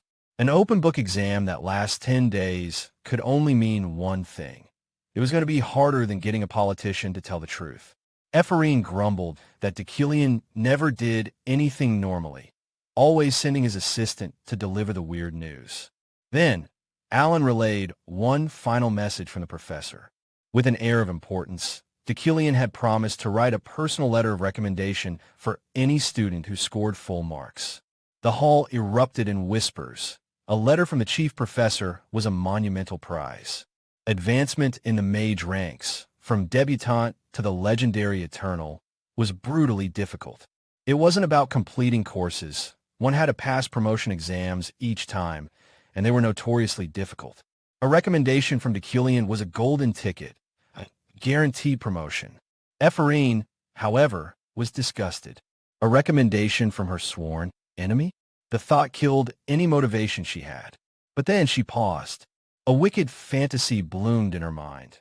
Her, standing triumphantly over a defeated Deucalion, who was begging for mercy. She could mock him, saying if he hadn't written that letter, he wouldn't be crawling at her feet today. The satisfying thought made her grin maniacally. Julie gave her a concerned look as she began to chuckle darkly to herself. By the fourth day of the exam, Ephraim's confidence had been shattered. This was too hard. Hours bled into one another, and with each new question, the difficulty spiked exponentially. Yet, she had to admit, the questions were brilliant. The process was agonizing, but every solution brought a euphoric sense of realization she'd never felt before. She wondered if Deucalion had truly made this test himself. The joy of discovery was an addictive drug, and she couldn't put the papers down.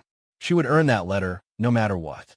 Stuck on a particularly difficult question, she decided her throbbing brain needed a break and some fresh air.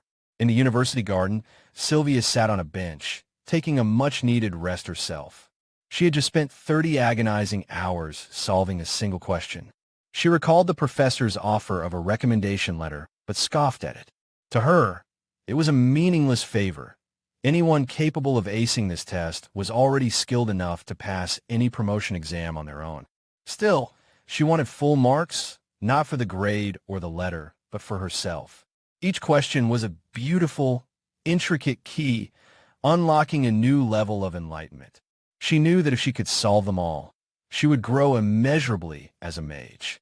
Her thoughts were interrupted by a familiar voice. It was Ephraim. Sylvia immediately wondered how far her rival had progressed. Ephraim walked up, hesitantly asking how many questions she had solved so far. A tense silence hung between them. Sylvia finally answered, admitting she was currently working on number 8. Ephraim was floored, exclaiming that she was still stuck on it. Sylvia's eyes narrowed slightly. Ephraim admitted she was still on question 7, which was still impressively fast. A flicker of doubt crossed Sylvia's mind. Was she lying?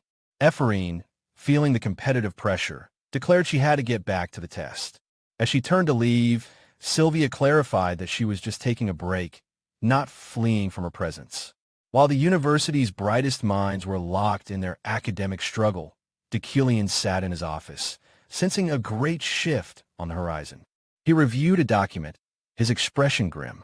A single line confirmed his fears. Emperor Crabiel was in critical condition. The main scenario was about to begin.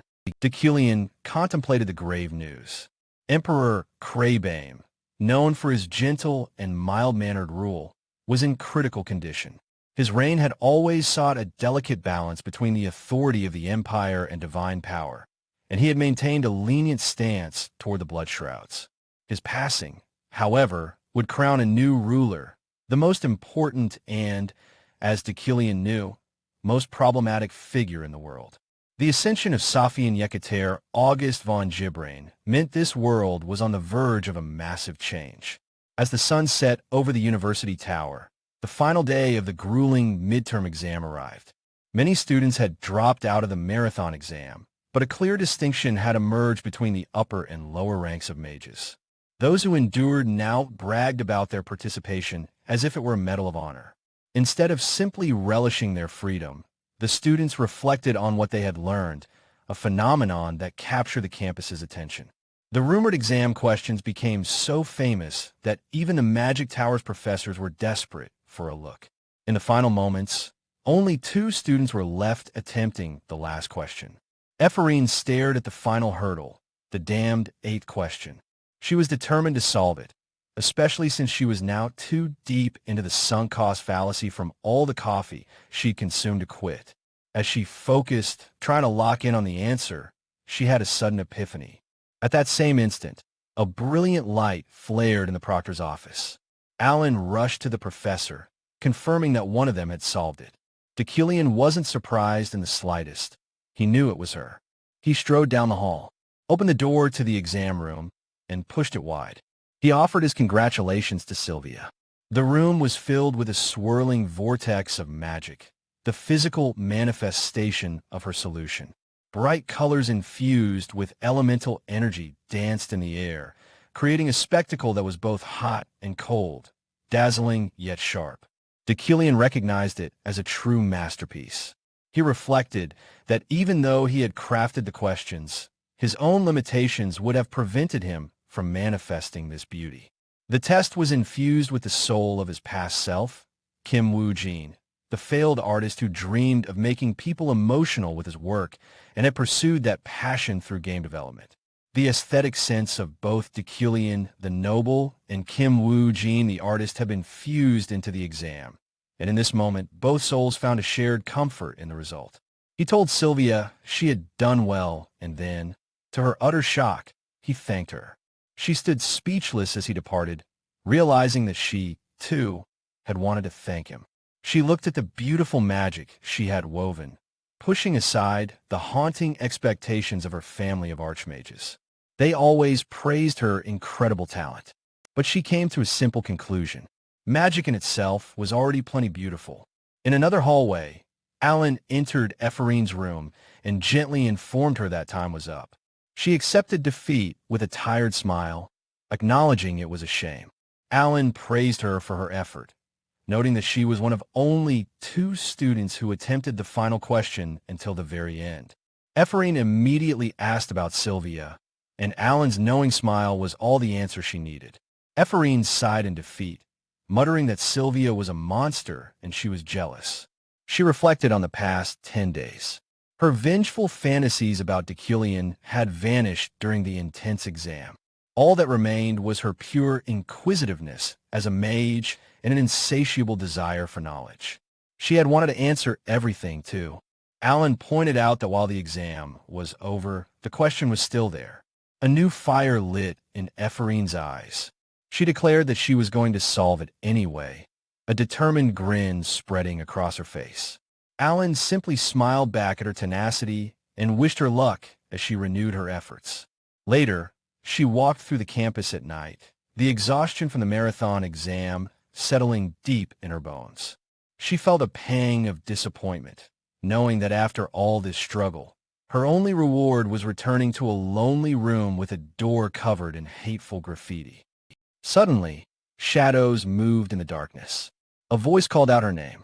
It was her friends from the club, here to surprise her. Julie announced that it was standard practice to unwind together after an exam and that they were going to get something delicious to eat. Epherine was so moved, she started to cry. Julie teased her for looking dumb, asking if the test had been that hard. With a mischievous glint in her eye, Julie then declared that since Epherine was the reason they were celebrating so late, she would be buying, much to Epherine's loud protests.